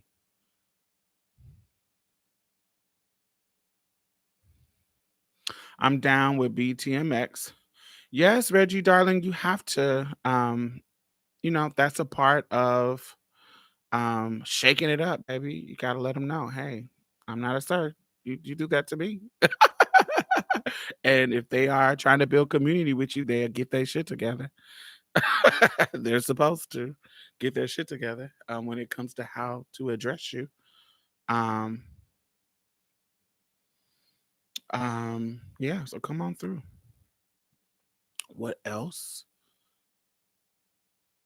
Trying to think of what else. What do I have coming up? Oh, Sunday, I will be on the United Shades of America with um how do you say this his name? W Kwama Bell on CNN at 9 o'clock Central. Is it 9 o'clock Central? I think. But yes, whenever it comes on in your local area, um, on CNN, I will be on the show. I hope y'all tune in. It's gonna be so cute because they are covering transness and they have a lot of representation. And so I think y'all will. They're covering, the murders of Black trans women. But they talk to people who of many trans experience. So yes, it is 10 p.m. Eastern. Yeah, so that makes it 9 p.m. Central Time, which is the time that I'm on, and 7 for Pacific Standard Time. Yes, so 7. Yeah, so I'm excited about that because he was cool as hell. He had some great questions, and I can't wait to see. They got some legends like Sharon Grayson. They talked to so many people. Um, a lot of people talk about Miss Majors, but there are some older girls who are in that Miss Major um, era that we talk a little bit less about. So, like Sharon Grayson, she has been in the game. And so her, when we talk about Tracy O'Brien, I've had her on the show. It's the video is called The Tribe Part 2. Um, and yeah, it's you know, I want to show them some love. So it's going to be on Sunday, 9 p.m. Central, 10 p.m. Eastern, 7 p.m. Pacific Standard Time. So check that out. But yes, all right. This is random, I know. I remember you saying that you were considering a breast reduction. Would having loose seal affect the safety of getting a procedure done? I'm sure there's an element, but I've seen people get silicone removed from their chest. Um, and it looks great. So I've seen it happen safely. It's pretty common because not just trans women get silicone in their breast, cis women do too. Especially a particular era of time. It's not common now. So silicone parties are not common now. People are still doing it, but it's just most people are going with BBL, more safer ways of getting their body where they need it to be. BBLs and implants and da da da. You know, I'm a dinosaur, so there was an era where silicone was normal in our culture, and so you know that's what it was. And so yeah, I've seen it being done. I actually get a mammogram with I think the appointment is within the next 3 weeks. So I will be able to see what's going on and figure out what's going to happen. What do y'all think about K Michelle's new face? I think K Michelle's new face is fucking sickening. I love when surgery is sickening. I love when surgery. I'm totally for any kind of surgery. Um, they can do fat transfer to your breast, absolutely. Um, I'm here for any type of surgery that makes you feel great and makes you look great. Um, and so K Michelle, to me, she did like a motherfucking Kylie Jenner. They took their face to another level, and there is some. It looks sickening. I like it. I think when we talk about folks don't be keeping this. Folks ain't keeping them black noses, and that's that trifecta of texturism, colorism, and featureism. That trifecta of beauty, anti-black beauty standards. Colorism, which is rooted in shade, texturism, which is rooted in the texture of your hair, straight to kinky, and featureism being more about like the color of your eyes, light color being more seen as beautiful light colors. If you got the green eyes, light hazel eyes, and the blue eyes, and da da da da, or if you just have plain brown, it's not looked as sickening, even though that's the base. Wide nose isn't looked at as beautiful, so they pinch it down and turn it up and do that kind of shit. Take any kind of ethnic, whether the width is going to be more black, and then even that little the hump is gonna that like Middle Easterns have and Italians have and Greeks have, that hump. They take that out so it can do the slope. Any kind of ethnicity that looks like an ethnic nose, people are taking that away, so they have that little elf puff napkin nose. That commercial on, I think of it like Whoville, that puff commercial. That little nose is like turned up and super straight, and they all are getting that nose. Um and then so texturism, y'all know colorism, and so featureism is thin lips, thinner lips, or pouty. And this is another thing. Let me tell y'all something. This is gonna be controversial. How much time we got? Okay, 157. Okay, so when we talk about colorism and we hear black people say, "Oh, look at them, they getting tanned because they want to look like us." Oh, look at them, they getting lips because they want to look like us. Now, look, there is a level to that is true, but there is also a level to they don't want to be dark. They want to look exotic, so they want to look tan. They don't want to be. They don't try to tan to look darker than them, but they don't want to look dark. And when it comes to their lips, they don't want black people lips. They want that little pouty. It's not thin and ugly like theirs, but it's that exotic, not they go for a particular exotic type of black look, or not necessarily black, just an exotic non-white look.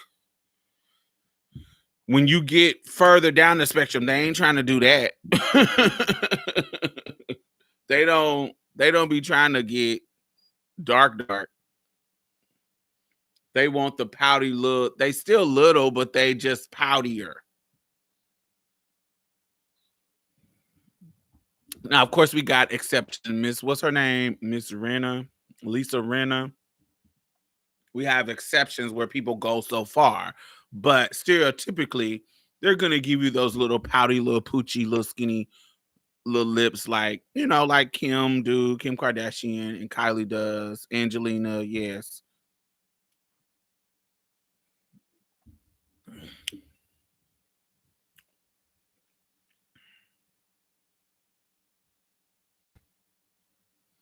Latinos are setting the modern beauty standards, as are mixed race people. Before it was blonde, pale, and super thin. Now it's dark hair. Um, yeah, that classic blonde beauty. That's going to be a classic. But that's not what people are gravitating towards nowadays. It's that brunette, that Kim Kardashian, basically.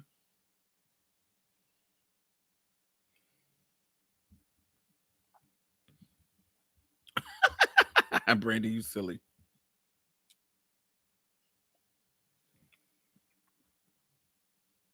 Yeah, that TV Italian, Latina, that Jennifer Lopez. Yes, that Penelope Cruz. Yeah, they want to look Latino without the accent, huh?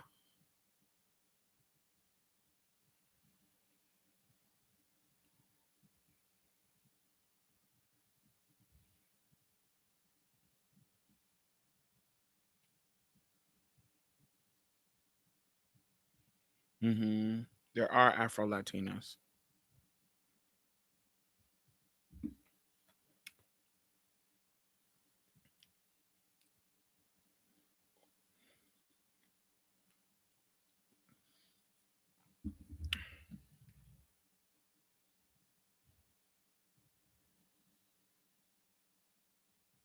Her look was about to alter some standards. Yeah, Meghan Markle. It's quite interesting that people were like, I don't see a Meghan, and it might be my own anecdotal perspective,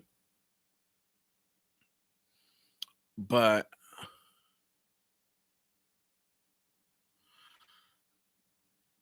no, you are totally right. DeAndrea, is that Deandra? Deandra, I think that is. No, you're totally right. They do, but there's a look that I think that white folks are going for.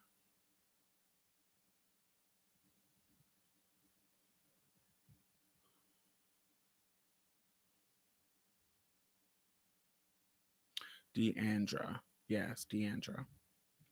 There's a look that they're going for that is more um exotic. That could, like, if you had a Venn diagram of the look they're going for, and Latinas, white, Afro, da da da. I can see there can be some overlap in that, in the look of them.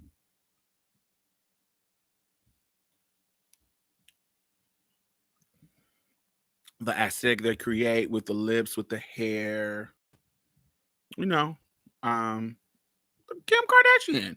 Kim Kardashian could be so many things with her look.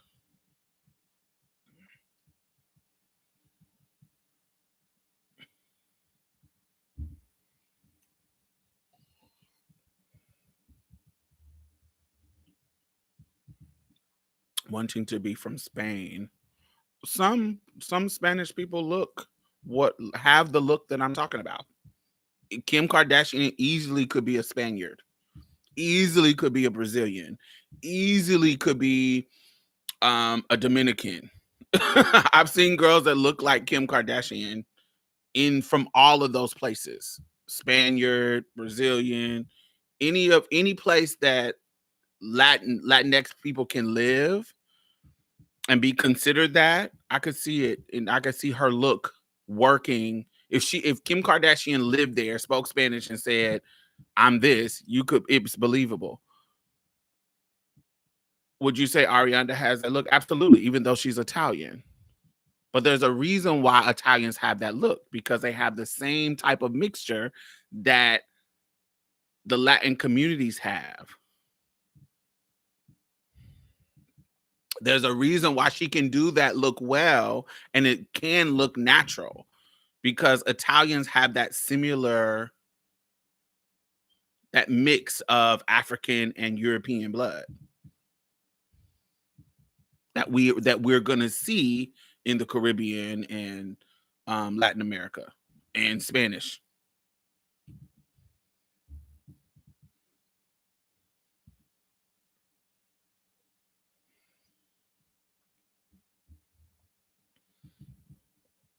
Mm.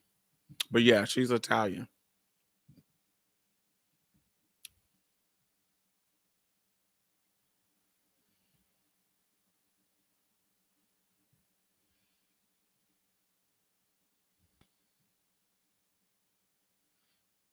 It's not authentic to Aria. No, no. The look isn't authentic unless somebody just naturally has it. But most of the time, the people that we're talking about, the white people that are trying to have it, is not an authentic look.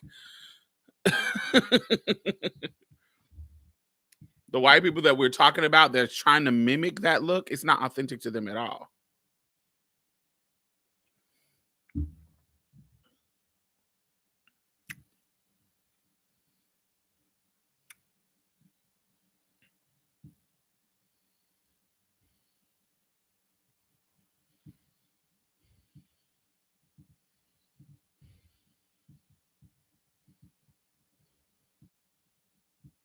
Hmm.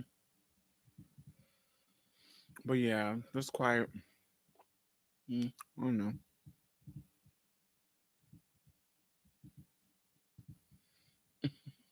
Aria Rio de la Grande.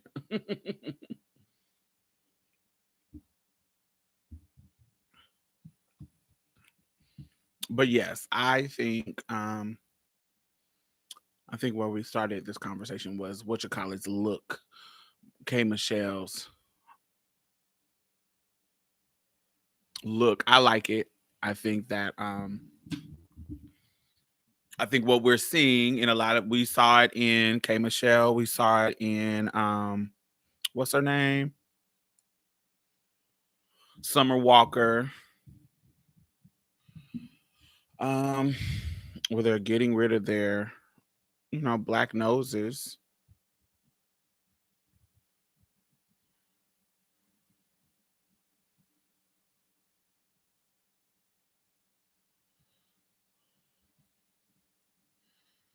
But yes, I think she looks good. I don't think she looks bad. I think she looks great.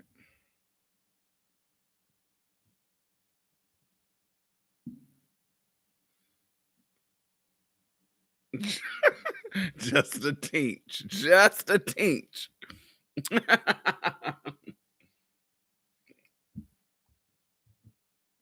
They want some of that, just a little bit of the magic. That's why, honey. That's why Donald Trump was orange, baby. Honey, he wanted to be orange. He wanted to be like Halsted. He wanted to, paint his face.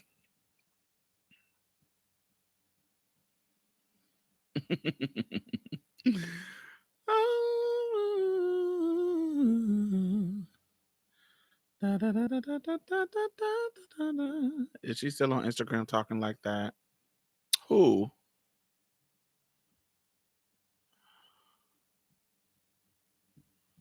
No shame whatsoever. The accent was a little like obvious faking.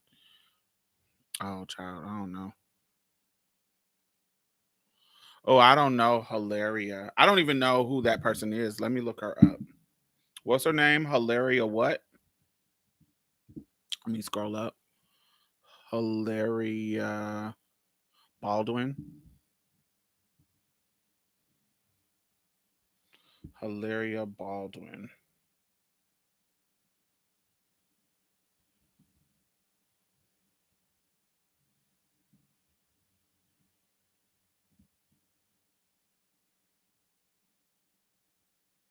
Yeah, that's the look. That's the look. One of them.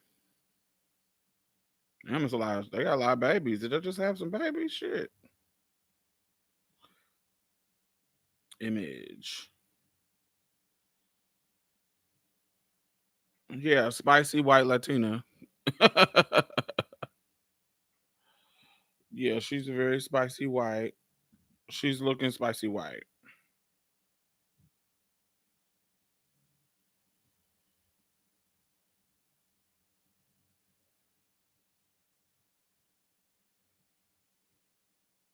Yes, they want to be. Yeah, that's the look. That's the look I'm talking about.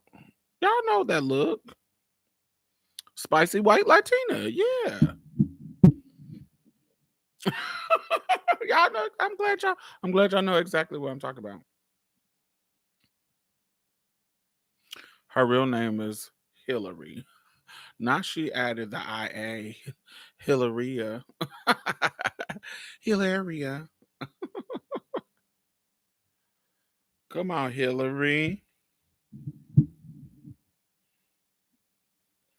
They want to be exotic so bad. It's a whole scandal, Diamond. She pretended to be from Spain and they found out she was lying. I wonder why they do that. Her accent sounded like not even remotely a Spanish country.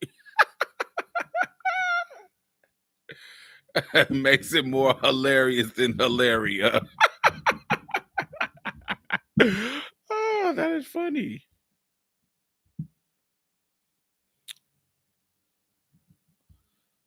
I wonder what story she told him. Because, baby, these babies on her page look like just white little babies. Big head, white little blue-eyed babies, child. The classic white little babies. These don't look like nobody's Spanish. These don't look like nobody's nothing but white little babies. They just look like regular little white babies. Look, oh, this is so cute. Oh, little blonde hair. So, honey, if she was thinking she was fooling anybody, sweetie, these babies ain't. These babies is giving you Caucasus Mountain, baby. Caucasus Mountain. These is giving you Caucasus Mountain, honey.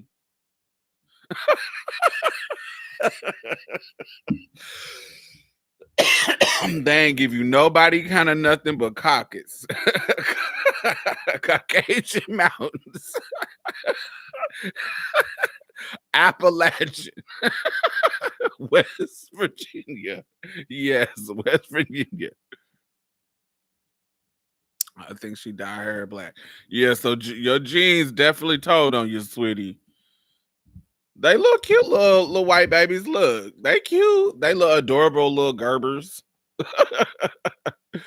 But them is some white children. Them is just regular whites.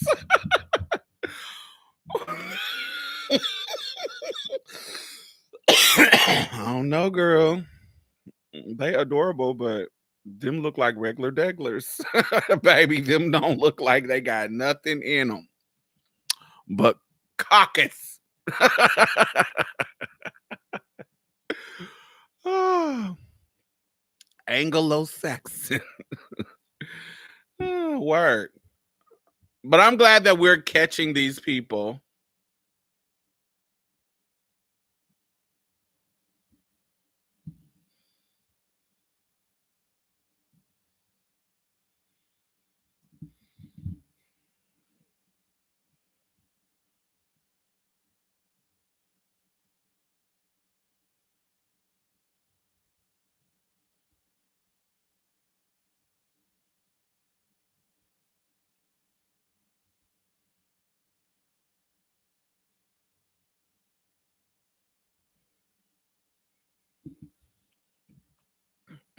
Germanic is Eurocentrics, right?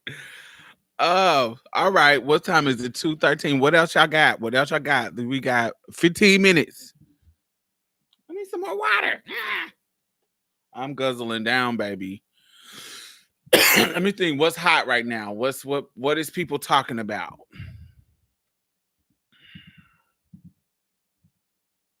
Oh, y'all hear about Nate Parker stealing that black woman's idea for a black streaming network? Y'all hear about that? He just hasn't learned his lesson to go sit down. But that's why he dates white women, because y'all will not get off his neck.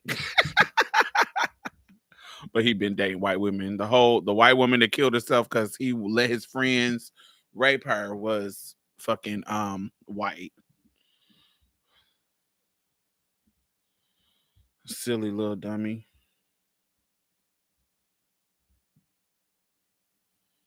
I have not seen Meg's new video. I have not seen it. Not at all.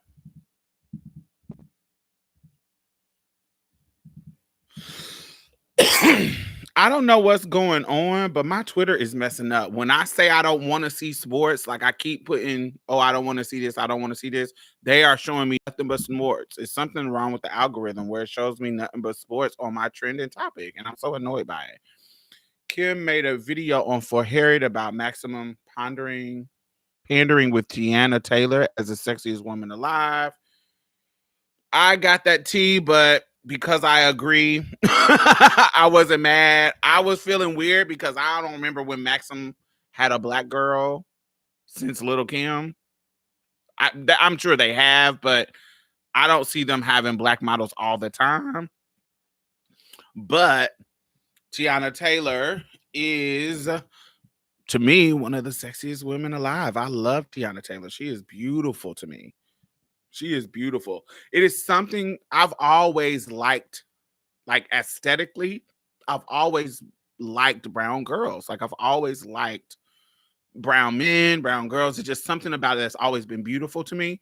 And so people that look like Tiana Taylor, SZA, Gabrielle Union, they always are my own, based on my own personal beauty standards. Those women that look like that are my peak.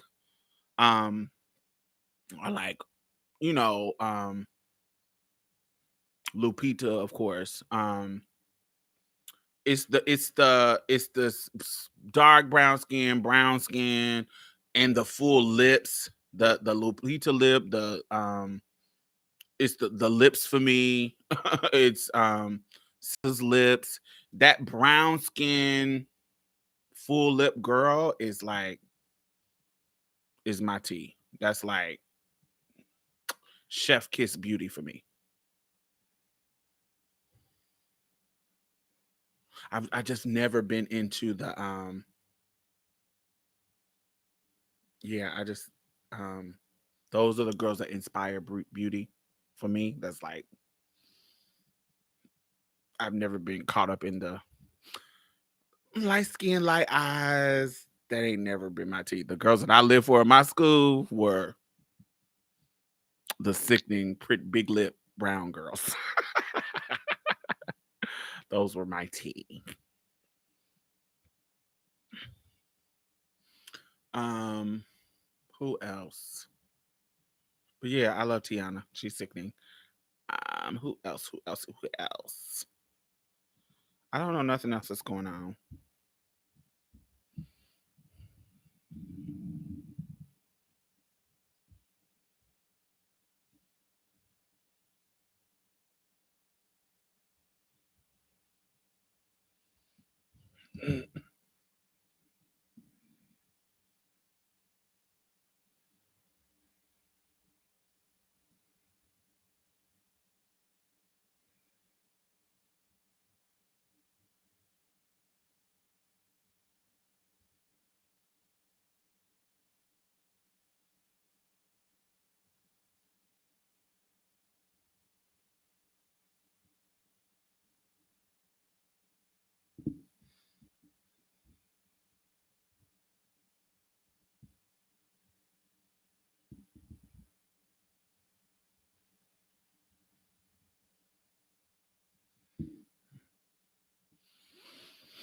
I'm glad I've been able to appreciate all shades of black and never got caught up in the lightest right thing. Yeah, that's stupid. The Godfrey situation. What's going on with Godfrey? Are we talking about the comedian? Because that is my baby. I have had a crush on Godfrey for years. He was my favorite looking comedian. As far as his look was my tea. I love Godfrey. What's going on with him? Godfrey and the black woman pandering. I don't know. Um I don't like the idea of black men praising black women always being deemed as pandering. I don't like that. I don't I think even if it is, if it's not causing us a problem, let us enjoy the moment when a black man is praising us. Like I don't um I don't like the idea of every time a black man is saying something positive about a black woman that is always pandering. Sometimes, it's they're just doing it. And so I appreciate it happening. I don't care. I don't care if it's um it would be weird if he was dating white girls and every time he come on camera, black women, black women, black women. And it was like that comedian, um or if it was if it felt like performative. It doesn't feel like it's performative from Godfrey when I because he adds conversation to it. He's not just, what is that? What's that? Is it how I'm gonna get you, sucker? What's that comedy?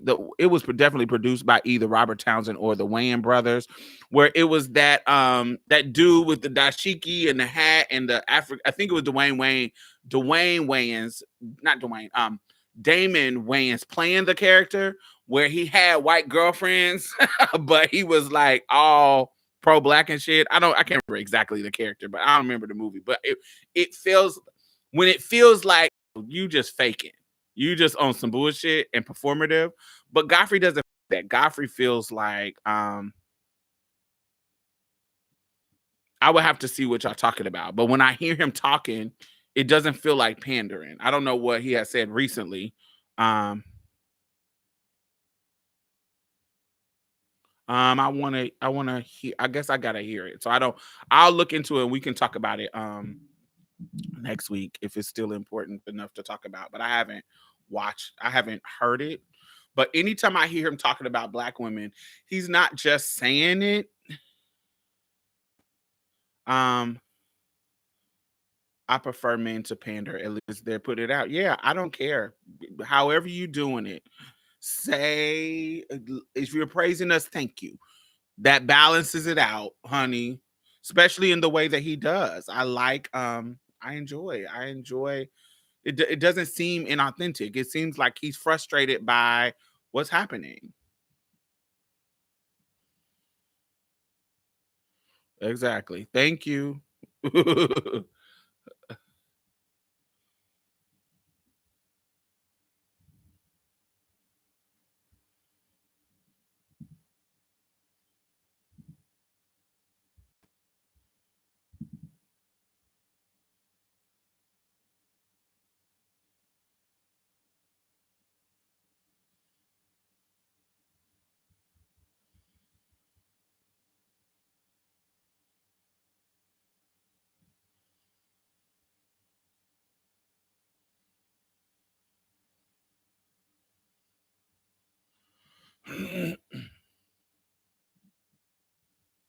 I think the friend in Don't Be a it could be that. I'm not 100% for sure.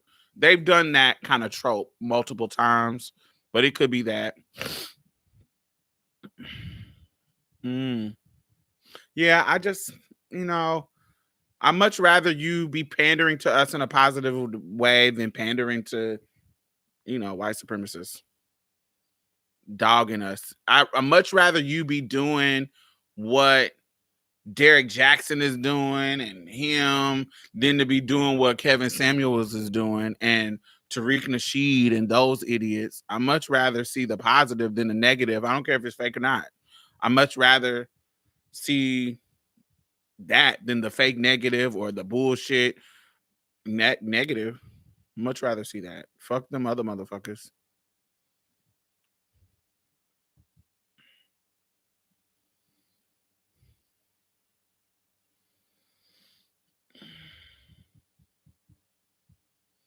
I believe you and me.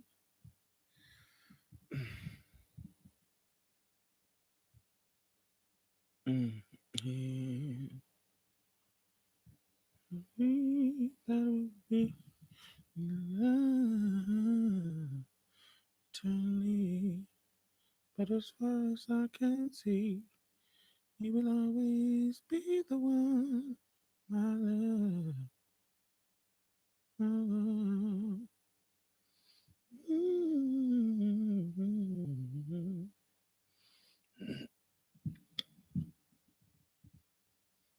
Who else does that? I don't know. I don't know. I'm just tired of the. I'm just kind of tired of the battling. I'm really kind of avoiding conversations.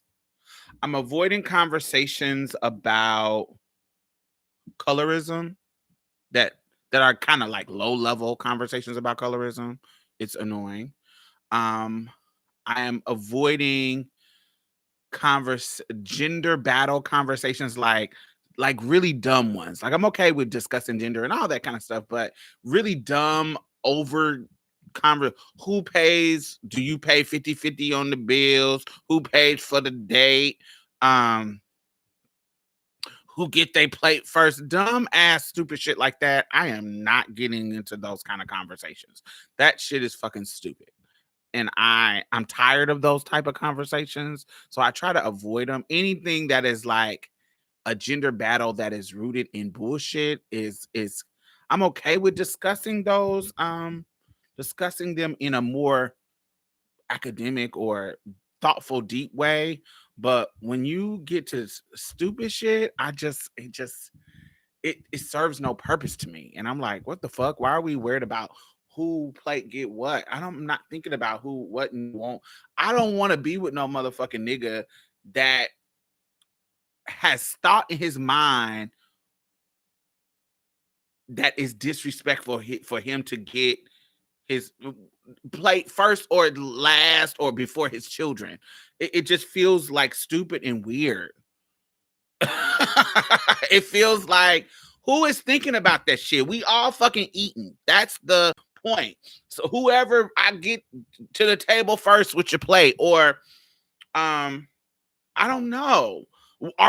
Can we all get in this kitchen and cook together and have a family moment where we're all cooking and having a great time, laughing and joking? You cutting the potatoes or peeling the potatoes, you cutting the stems off the greens, and you breading the chicken or whatever.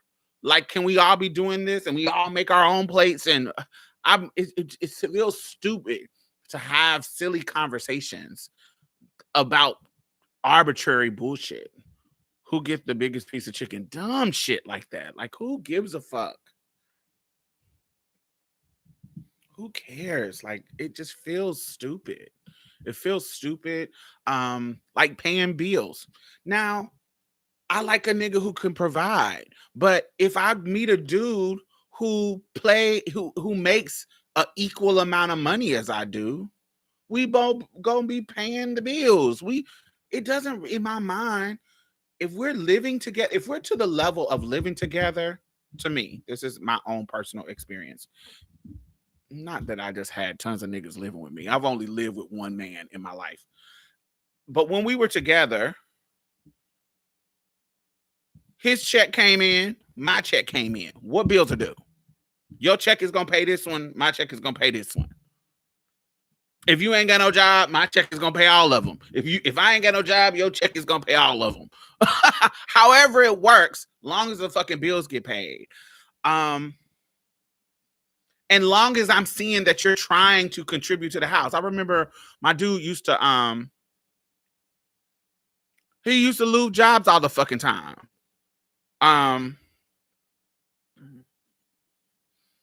I make his plate sometimes because I don't want no mess. I enjoy making plates. You know what I'm saying? I enjoy making people. If I cook, I enjoy the act of serving my food to people and people eating it and enjoying it. I there's a way I want the plate to look. There's a way, you know what I'm saying? There's a way I want it to happen. But the man is the head of the house. That's right. Um, I it's I remember, before I get off track, I remember there was a time when the dude that I was with, that I was living with back in my 20s, um, he he would lose jobs. He didn't have. He just, we both was young, and he would lose jobs, and for whatever reason, blah blah blah blah blah. But when he would lose his job, this nigga would get up, rain, sleet, or snow, literally rain, sleet, or snow, and go to this place in our city called Labor Ready, and he would stand there and work, and some days they would have work for them and some days they wouldn't. So even though he didn't have no job, it would be every other day he would be coming in with some kind of coin that he can bring to the household. And so even though he wasn't making a lot of money, it didn't make me feel any kind of way. It didn't make me be like, oh my God, you is not providing. I thought you was supposed to provide for the household because you a man. Da-da. It didn't make me feel that kind of way because I seen this nigga getting up every fucking morning at 5 o'clock and riding his fucking bike to Labor Ready so he can work. And sometimes they would have jobs and sometimes they wouldn't. But he was attempting. He just wasn't sitting back playing video games and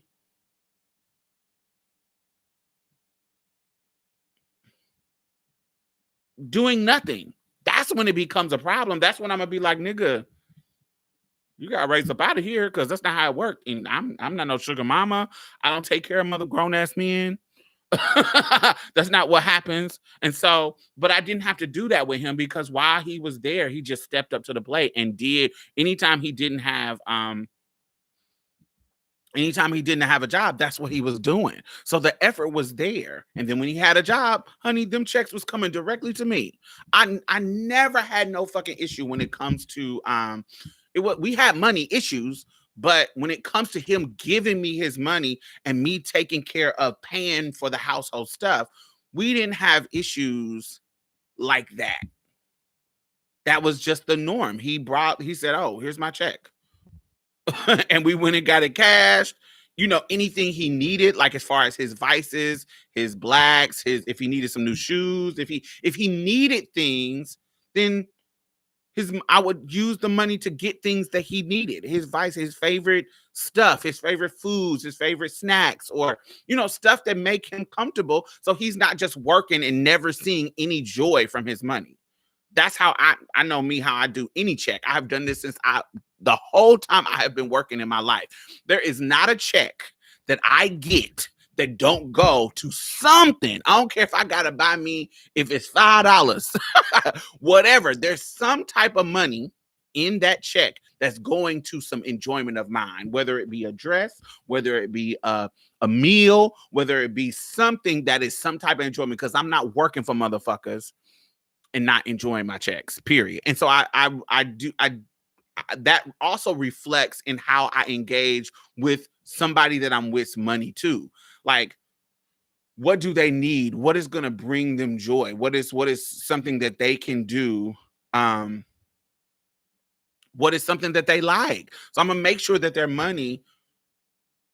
And I'm in that time. I don't know. I haven't been with a dude that is more mature than me. So usually it's natural for me to be the take care of the money shit. My mother was like that. My grandmother was like that. Every woman in my family took care of the money side of the business. The dude worked and brought the money in, but when you had to call the light company and get them to fucking do some charges on the bill, my mama was doing it. When we had to go to the or the phone company, or whenever we handled business with calling the people, the women in my family was doing that kind of calls and handling the money. Here's a number. Da, da, da, da, da. We were doing that. And so it was natural for me to do that. And so I've always been in that position. So him bringing the money to me and me dispersing it where we need it. Oh, shit is about to get cut off. I know if I spend $119, this will get the lights cut back on. We were scrambling because he didn't have no job for a long time. This money will get the light cut back on, but we can't pay the full bill because we got this money to put on the rent because we were poor and struggling. So this will keep the lights on, just this amount. So let's take this and put it here. I get my check in 2 weeks. We'll finish paying the rest of this. This will go to the rent. And you know what I'm saying? You balancing it out. And I was used to doing that. And so I never had that robbing Peter to pay Paul. Yeah. Yes. And so particularly when I wasn't escorting anymore because I was in a relationship. Yeah, we had to do that normal struggle ass shit. Oh, the food stamps get on the card. My last name starts with a C, so my food stamps get on the card on the 5th. It don't get on the card on the 1st. So you had to think like that because that's how we was thinking. Oh, we can sell some of the food stamps and get the money and get the light bill fully paid. You know, anybody who lived that kind of that hood poor poverty life, we know how that works, and he put the effort in to make it work, and that's how I've always had the relationship. So I never thought about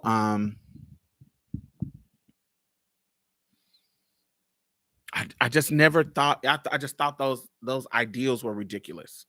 Just felt ridiculous. Hazel works hard and all the time, but he gives me his check and I run the ship.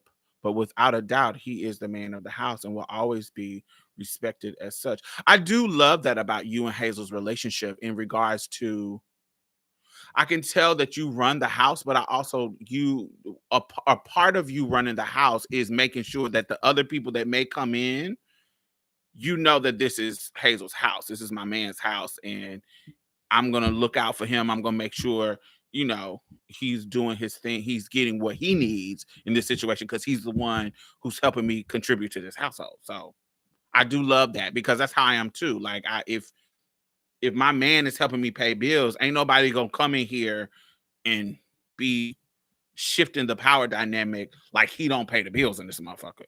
No. And it's not about gender roles. It's about the respect of there's two people that contribute to this house, me and him. So when shit goes down, those are the motherfuckers who's gonna get the respect in this house. Period.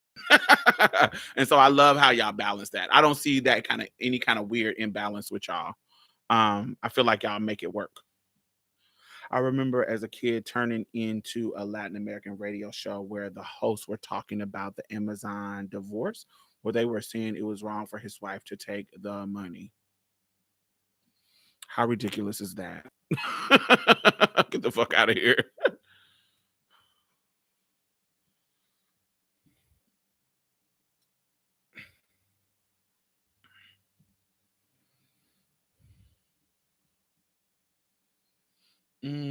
People that think like that fall into the stereotypes of society. I'm all about do what feels right for you and do what works for you. Absolutely. And that could be different for anybody. For me, I like to feel like I am in a partnership. Now, idealistically, let me say this. Idealistically, I would love a very mature, strong man that is contributing decisions into if we're using the analogy of I run this ship, quote unquote. Um,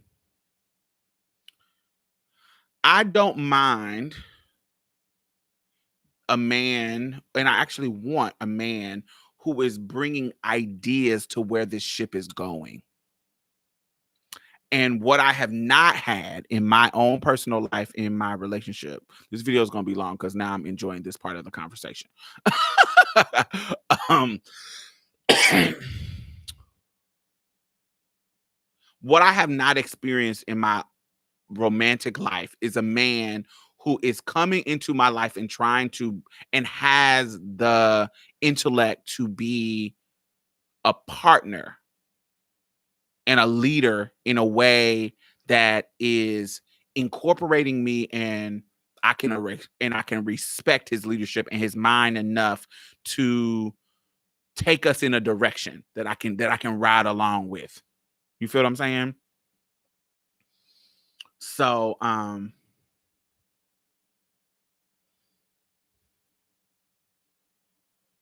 hmm. Y'all know what? I'm gonna just for the sake of make sure y'all thumbs up. I'm gonna end this and start this over because this is a whole nother conversation that don't have nothing to do with sci-fi shit. So I'm gonna end it right now and then restart it. So whoever's here, come on back. All right. Marriage is a legal document business. She gets money because she contributes to the community and community at billions. Facts. Word out. All right, I'm gonna come back.